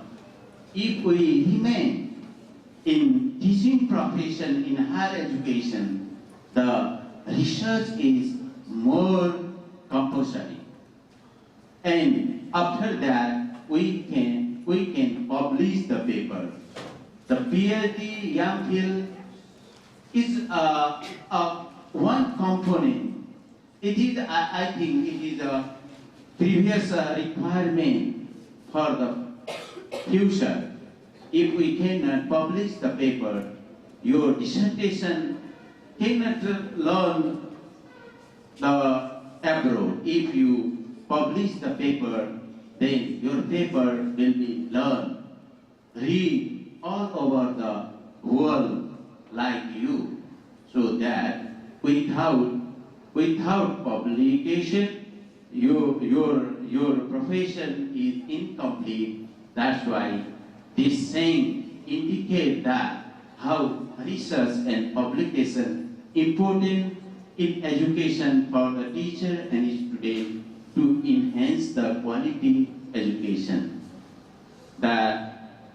So that we try to publish nationally, internationally, first Q1 journal, rank journal, peer-reviewed journal, and Q4 journal, Q3 journal, Q2 journal, then you come up into the Q1 journal, that Simago rank journal. This is a very, very important in teacher education as well as higher education. Reform higher education through research, that means shift from that research practice is gradually shifting in times to time. Shift from positivist and post-positivist research paradigm. First, we can carry out the research like quantitative, one size fits for all. That means we can test the different type of hypotheses to carry out the research, to compare between and among variables. Now that research practice will be gradually changed after 2015 in our university. Gradually study are influenced by generally of qualitative research paradigm and mixed method studies. Gradually move to our participatory action research and phenomenology, case study, grounded theory type of research is gradually coming in our university. So action research is more important rather than other research in teacher education program, because in teacher education program something is intervenes. First, a researcher give the action to change the system, so that first research himself or herself or invited other expert to implement a certain intervention. Then after we test they change or not. Then so that in this time this action research approach is more popular not only in Nepal, all over the world. So our research research paradigm is also gradually changed. For this, collaborative work in research and development across the context, so that we can jointly carry out the research and publish. Now the next concept is reform in assessment for quality education. That means in the beginning, assessment or evaluation is for evaluate the student, judge the student. That is assessment of learning. They learn, they achieve certain goal or not. That is just like evaluate the student performance. But nowadays it changed this system. Assessment for learning. Now we change that for learning is now we practice assessment is learning, self-reflection. So the assessment practice is also gradually gradually change. Focus on higher order thinking skill. We prepare project and other activity, not only the knowledge level, comprehensive level. We gradually set up our assessment tasks, like a question based on lower level thinking skill to higher level thinking skill, and mentioning portfolio and project-based assessment, peer and self-assessment for using the rubric. Continuous and comprehensive assessment system, diversify of assessment tool. We use the diversify assessment tool. That means comprehensive assessment system in our context, it is some new concept, but in USA, that concept is practiced a lot, very beginning. That comprehensive assessment system is we give the student diverse type of assessment. This type of assessment disagree one size fits for all. That means we have the student different types of knowledge, different type of interest. Those students who want the certain thing, we provide the certain type of assignment, and the other student give the other type of that assessment, so that they explore, the student explore their interest area, they work their area. But it has some challenges to implement. We try into the such type of assessment in internal examination, in semester system that provide a sorting evaluation. The teacher give the sorting mark. In our university, 40 mark. Evaluate the student, teacher themselves without the external examination. At that moment, in internal examination, in internal assessment system, we can apply the comprehensive assessment system. That's the way to practice the comprehensive assessment system. Now we enter into the sustainable learning for better future. How we can program, how we can teaching method become sustainable. If we implement certain thing, then if we are not practice well at that moment, that thing is not sustainable. In India, ELP 2020 launched by organizing different seminars all over the India. And if that program, how we can sustainable, that is the question. One, that program may be sustainable by organizing different seminars and imagining the main concept of this ELP 2020, so that program will be sustainable like this. Any program or any learning became sustainable. We integrated the process. First, we have to learning loop or sustainable learning. That first process, in the process, reflective practice, community and product value, content creation and curation, data and practice involvement, like building block.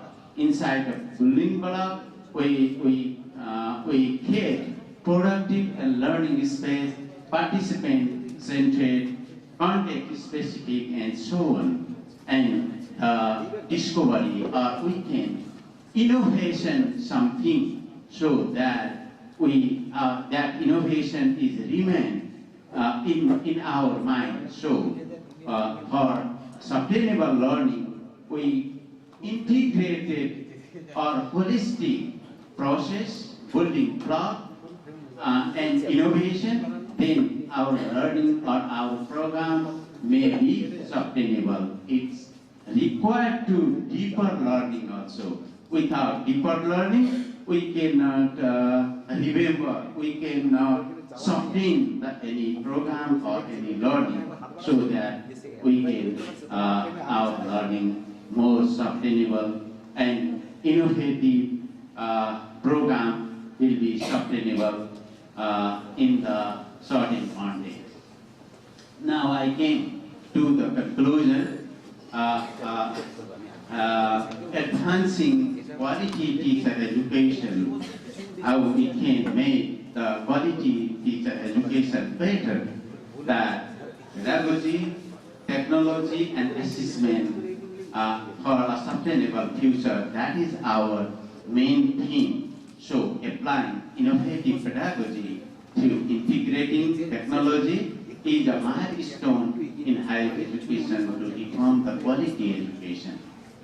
Teacher collaboration and multi-party collaboration should be strengthened in order to ensure the quality and equity of education provided in partnership. So I invite your university, your college to collaborate with us. That's my main theme. Research-based practice are highly welcome for construct of knowledge in reform higher education. Comprehensive assessment also play a crucial role to reformation of higher education. So we welcome comprehensive assessment system advancing for quality education. In one sentence, in conclusion, pedagogical innovation, technological adaptation, research-driven activity, and holistic evaluation are central to reshaping the future of higher education to enhance the quality education. Teacher education should prepare for uncertainty which require adaptability for 21st century skill and lifelong learning. Introduce innovative pedagogy is the key for developing the quality education.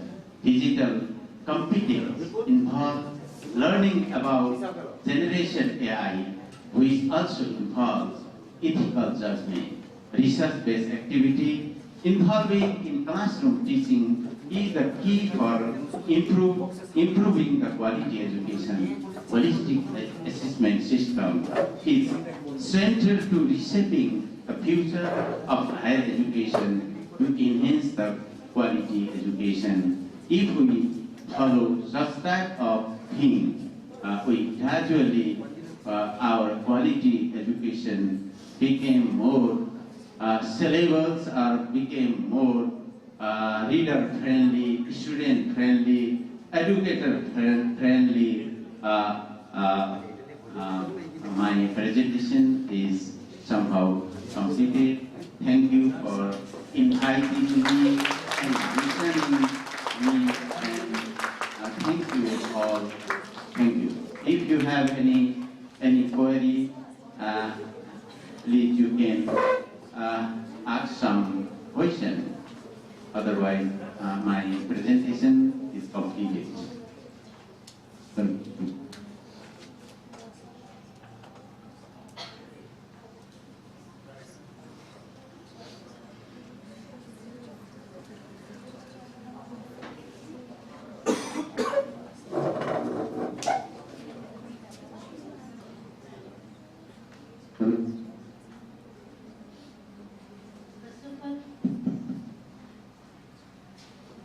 Thank you very much, sir, for giving us a extremely informative and elaborative lecture. You have almost touched every corner of the subject and enriched our students. I just want to add one thing, one small information to what sir has said. That is, you mentioned about that indigenous pedagogy.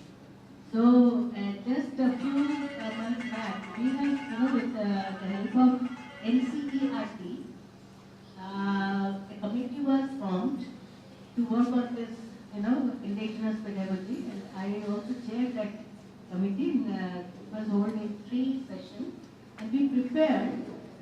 one guidebook for the teachers who will be teaching this indigenous people, I mean indigenous languages. English and Hindi, primarily it was done. If this can be translated in various other regional languages, I think it will benefit all our students and teachers a lot. So that was very, very important aspect that you and definitely what you have said that about the collaboration, we are also very much interested. So let us hope that we will do something, constructive in our future. Thank you so very much, sir. Excellent deliberation. Excellent. Thank you, sir, for this informative presentation, and I think it obviously will help the aspiring students to become a great teacher. Next, we are going to hear a speech by Mr. Amitabh Chakraborty.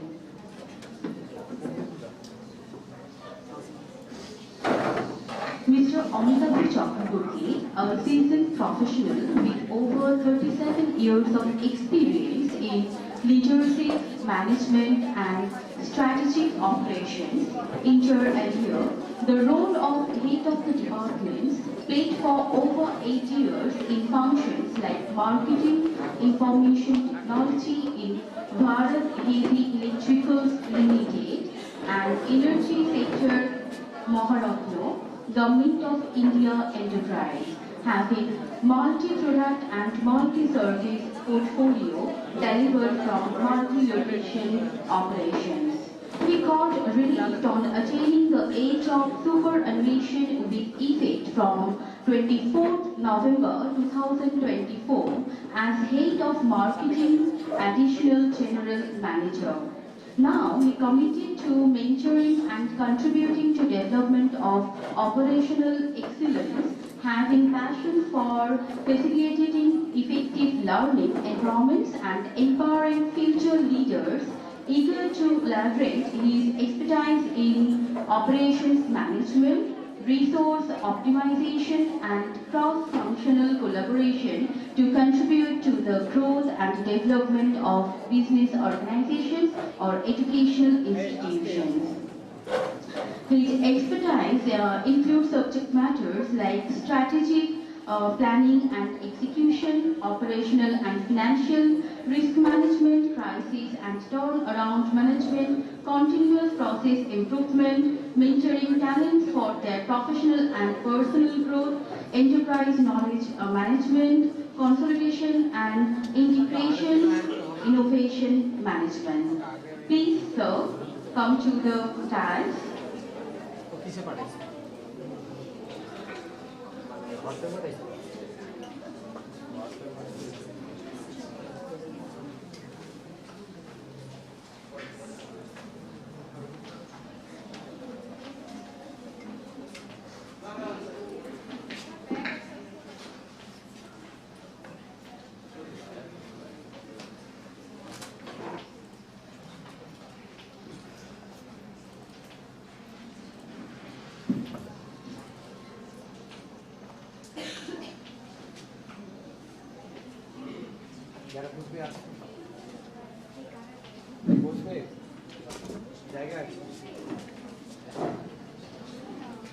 Good afternoon, everybody. Honorable Vice-Man, distinguished guests from our neighboring country, Nepal, Professor Acharya and Dr. Aurel, and Dr. Moidul Islam from Korea, management of Purba Medinipur B.Ed College, distinguished teachers and future champions. I feel privileged to be a part of this localization initiative. I have just learned from my previous speaker. It's a very wonderful coinage of a term. So far we were acquainted with think locally, act globally. But it's in tandem you have to do.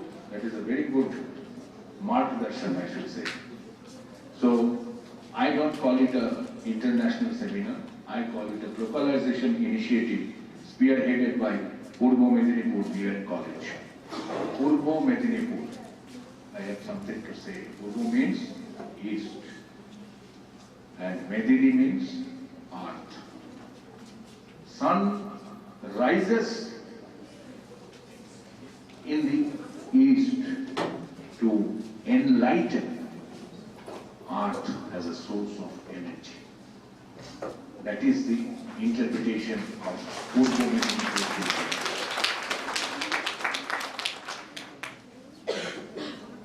So, my brief introduction is already available with you. I am not a teacher. I am basically a manager. There is a difference between teacher and a manager. And the viewpoint of seeing it is something like 6-9 concept. If you see something, it looks like a 6, and from the other end, it looks like a 9. So my few words are based on how managerial excellence can be brought into the profession of teaching and, of course, teacher-student relationship. See, we have been discussing paradigm shift many times. Many speakers, madam has spoken, our previous speaker has also mentioned about it. I would like to start from here. What is your perception of a paradigm shift? Could English phrase to be used? No. It has got some immense, in-depth meaning. Paradigm, a model, a framework that shapes how to see the world and shift, change from one model to the other model. I give you an example. It's like a pair of glass through which you see everything. See, I was a pair of glass. That is why it is easy for me to give most convenient example. The pair of glass in the childhood when spectacles was prescribed by doctor, it was a normal glass. And with time, when I came of age, I started wearing photochromatic glass. What is the difference? With the ordinary glass, I used to see the world. With this also I am able to see. But with a different tint, not tainted, tinted. So, it is fundamental change.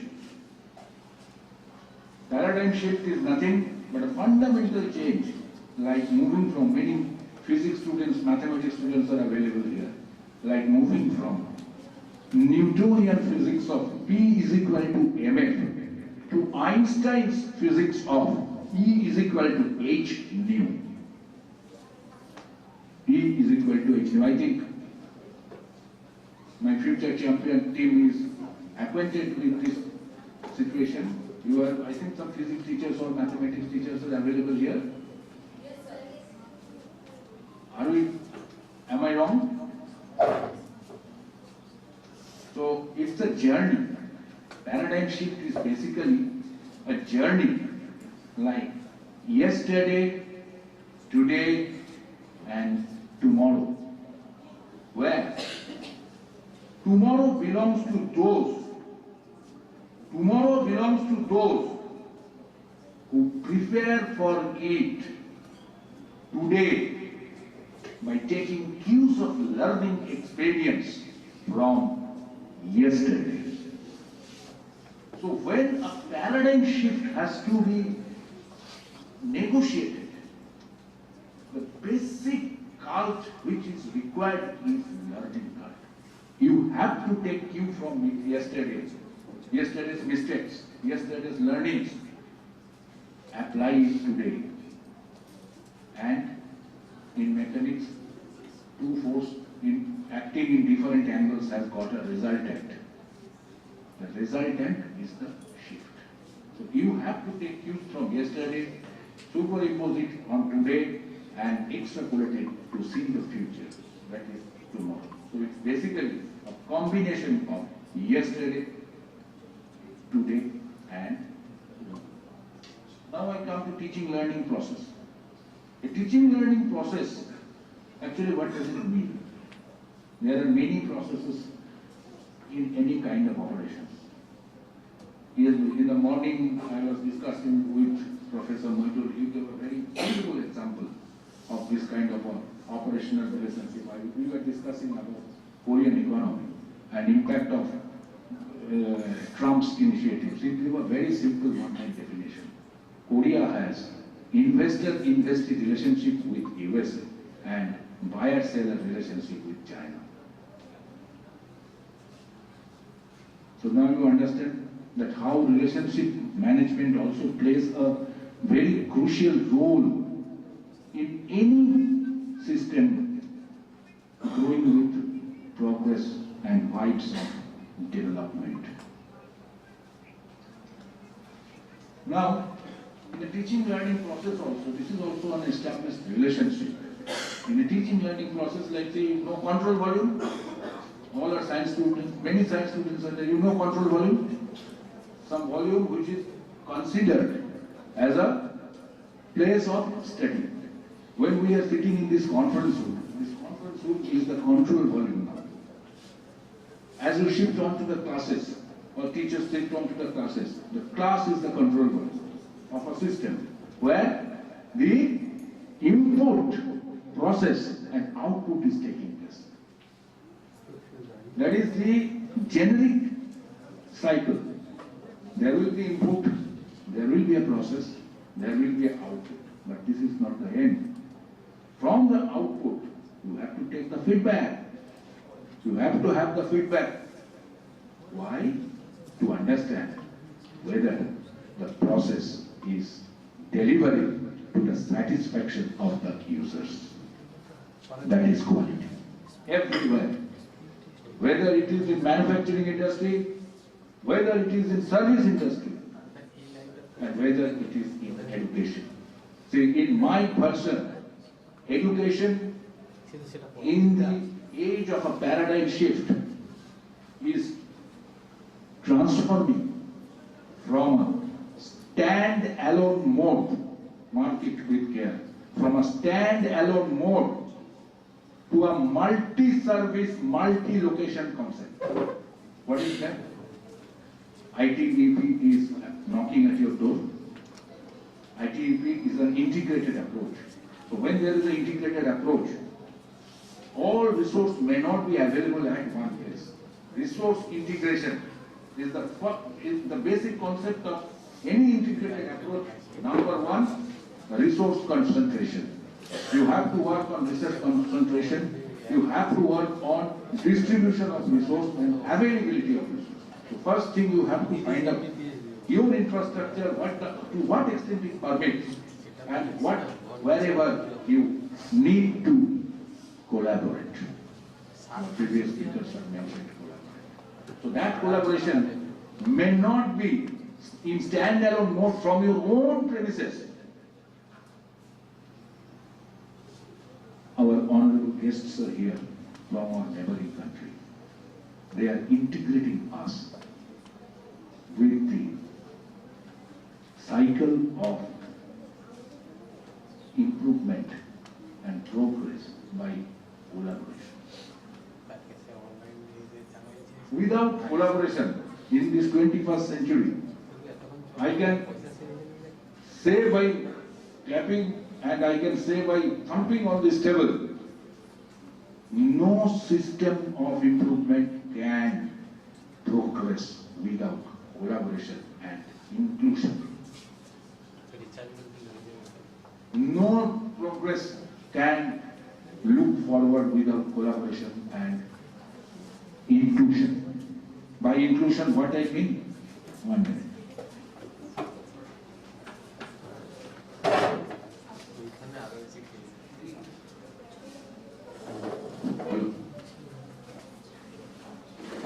Inclusion, again mathematics.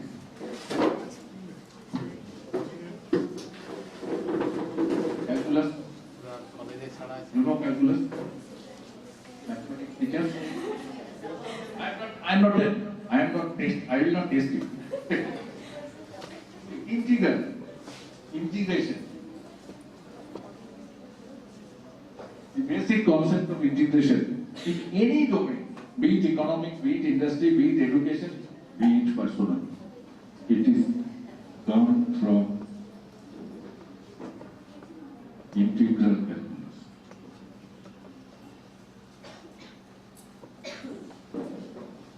Integration. Yes. What is this called? Indefinite integral. Indefinite integral is an open cycle without any end. But can an open cycle is conducive to development? Can it be? No. It has to be. Even you are switching on lights. What are you doing? You are losing the circuit. You are putting off the switch into the circuit. So there is no electricity flow and all this will work. So power comes from closing of the cycle. So that means it has to be a definite integral. Discrete. Digital, not analog. In order to make it definite, there must be certain limit.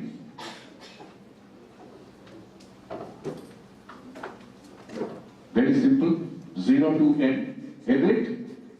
Mathematics? What does it mean? This function, the value of x, will take all the values between 0 to n. No single value will be eliminated. But when you say if n is maximum, what is the maximum? What is this? Infinity. So inclusion 0 to infinity fx dx. We are sitting in the fx as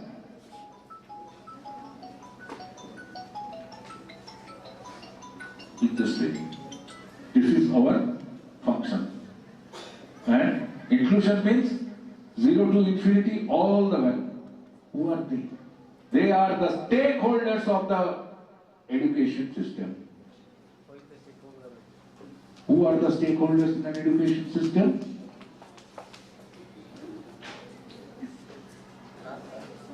Who are the stakeholders in an education system?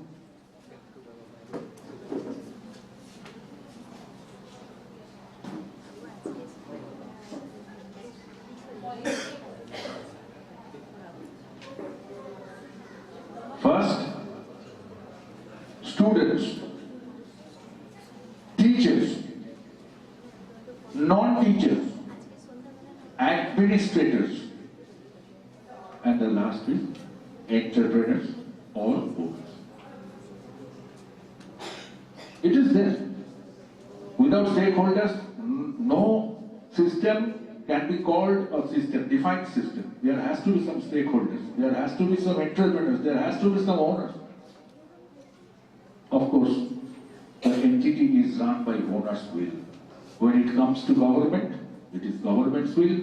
When it comes to private, it comes to the owner's will. It may be Tata's will, it may be Ambani's will, it may be Adani's will, or whatsoever may be. So owner's will is there. Now, how this teacher-student relationship can also be explained mathematically, just very short and brief illustration. I will not take much time.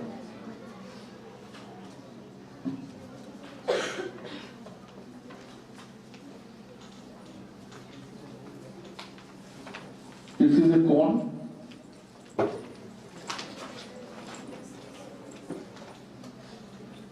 Now, if you cut a cone like this, what section we will get?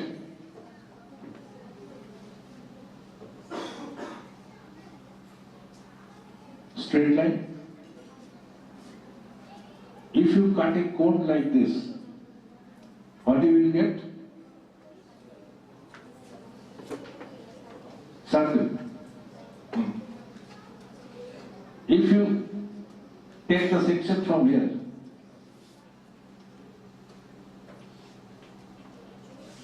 ellipse. If you make a section like this,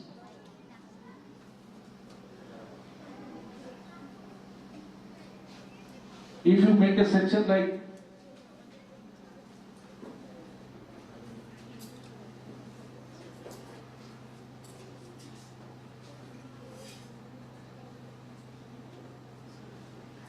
so, there are 5 outcomes from different dissection from different angles and planes. Okay? Agreed?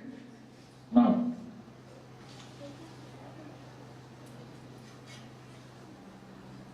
straight line. Y is equal to mx plus c. Circle. X square plus y square is equal to a square. Ellipse.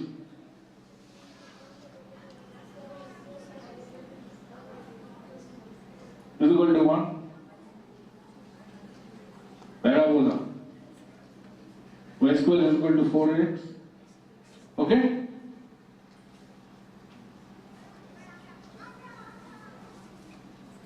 Hyperbola. xy is equal to constant. How to differentiate this? With reference to eccentricity. Agreed? What is the eccentricity here of a straight line? What is the eccentricity of a straight line? Mathematics?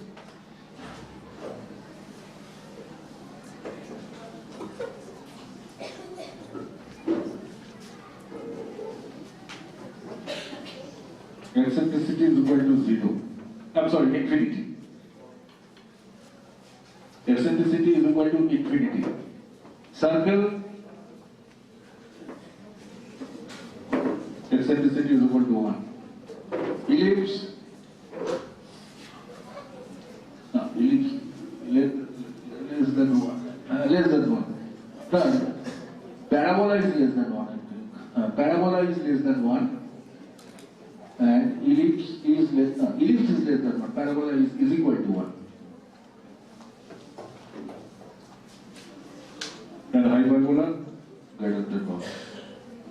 What actually eccentricity means? Eccentricity means, see, this is a perfect circle. Eccentricity is nothing but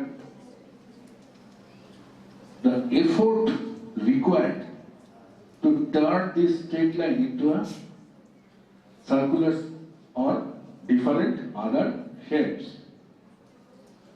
Now, what does it indicate? Straight line. Straight line. What is the eccentricity? Infinite. They are the students. Okay? Then circle, eccentricity is 1. Teachers. Then parabola, non-teachers. Then ellipse, administrators.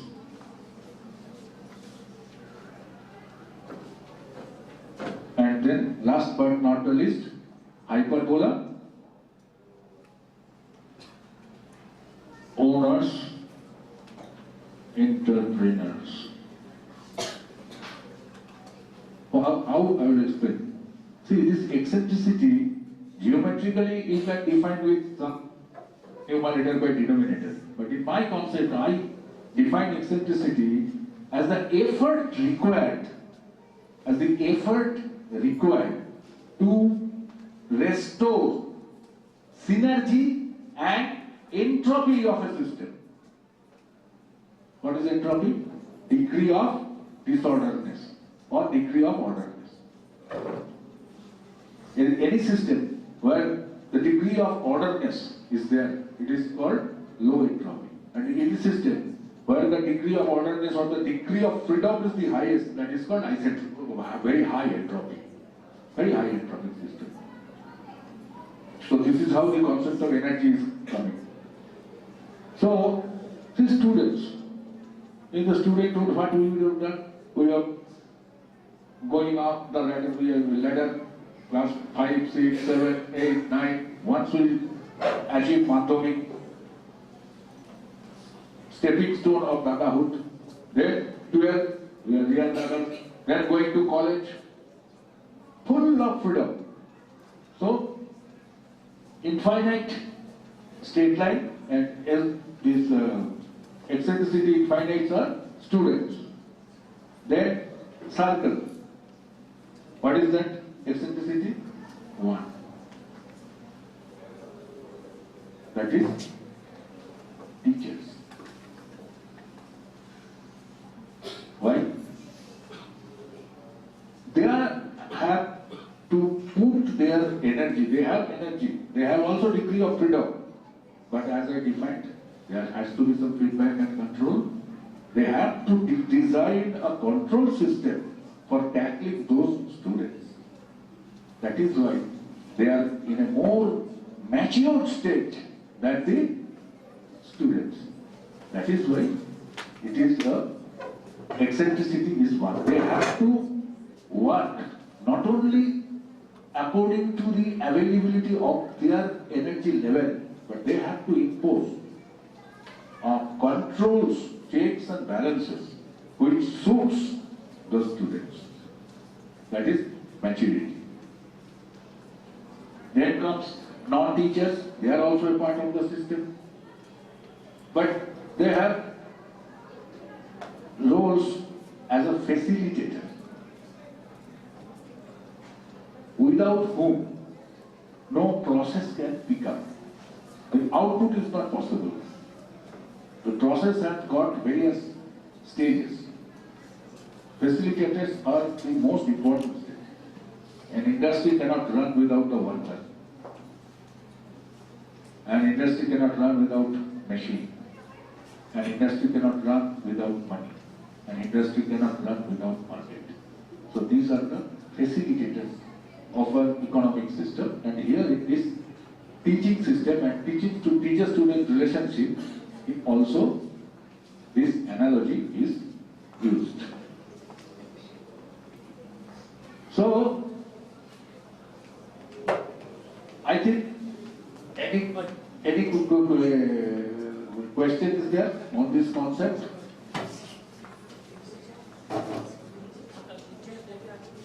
Okay. Now,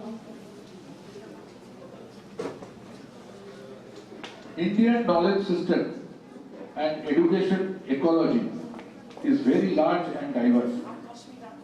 In today's digital environment, it can only be compared to big data system, focusing on the key characteristics of volume, velocity, variety, and veracity, for extracting valuable insights for better decision making and pursuing innovation. Now comes the question that will you stop doing things because the machine is doing everything now? Will the power of AI sideline intelligence quotient? Will it sideline emotional quotient? Can it sideline spiritual quotient? My answer for future champions is that research and research can flourish with human intelligence to create yet another paradigm shift from knowledge to wisdom. The days of knowledge are getting limited with the application of AI. But ask yourself, wisdom that comes from human intelligence, AI power can never sideline human intelligence. AI can be used as a very effective tool.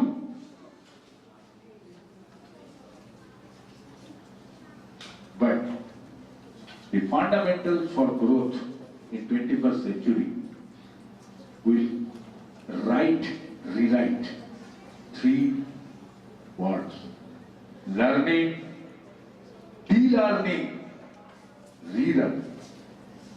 You have to de-learn your yesterday's learnings. You have to relearn your today's learning for deploying in future environment. So, think research, inspire research, because this will be the buzzword reaching the ultimate destination of intellectual asset-driven growth model with wisdom. While going through this catalog, I was very much impressed to see this name, Research NAC, and I wish Research NAC will knock the door of wisdom leadership globally in its long journey. I wish you all the best. Please keep it up and spread it throughout globally, not locally or globally, but globally. Thank you very much. I thank you once again, all the participants. Of course, I told you it is a little bit of mathematics, but those are the basics. Those are the basics. To understand the role of any development, you have to understand two things in mind. One is culture, another is science. Culture and science gives the outcome of a civilized population, and civilized population with their intent bring development, growth with research, and research. My advice to all future champions: there are 26 alphabets in English, A to Z. Am I wrong? Keep it in your heart, mind. A for attitude. A for attitude. And Z for zeal are the engines, and rest of the alphabets are the attributes which help you to build your character. Don't build personality, build a character. Never ignore two things in life: parents call, mother's call, and alma mater's call. And alma mater, as a famous adage goes, the man is known by the company he keeps, and alma mater is known by the alumni it produces. So please focus on this area. Alma mater, and alma mater. And don't forget, out of 26 alphabets, 2 are the engines, balance are the bogies. Engines are A for attitude and Z for zeal. You see, in a train also, there is an engine in the front and there is a backup engine at the back. So 2 engines can be 2. So A and Z, attitude and zeal are the engines. All other alphabets are the bogies. Thank you very much. And I also thank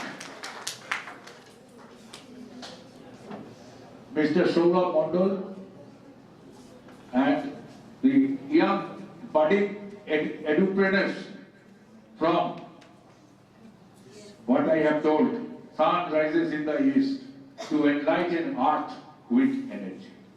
Give a big hand for all of them. Thank you very much. আবার আসিব ফিরে ধান সিঁড়ি তীর শিরে এই পূর্ব Medinipur. Thank you.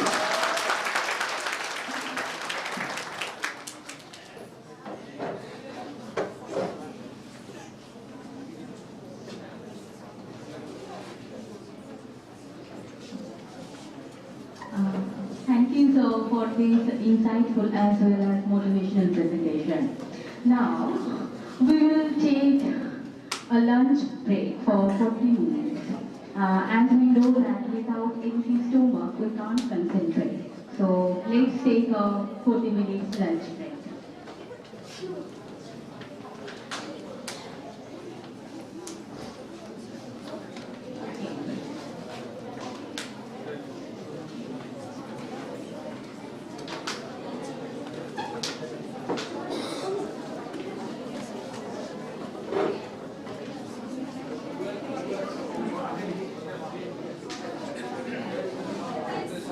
Okay.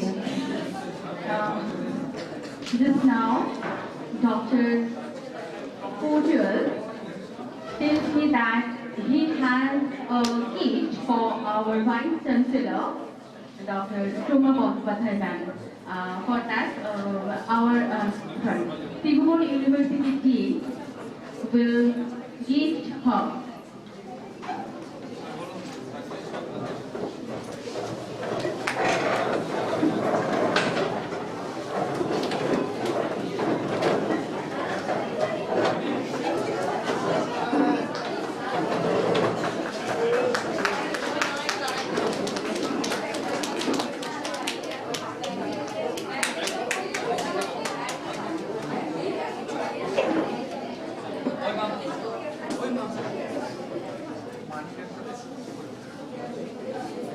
Before taking a lunch break, there is a small photograph session. For that, I am requesting all the faculty members and dignitaries, please come on the stage for a photography.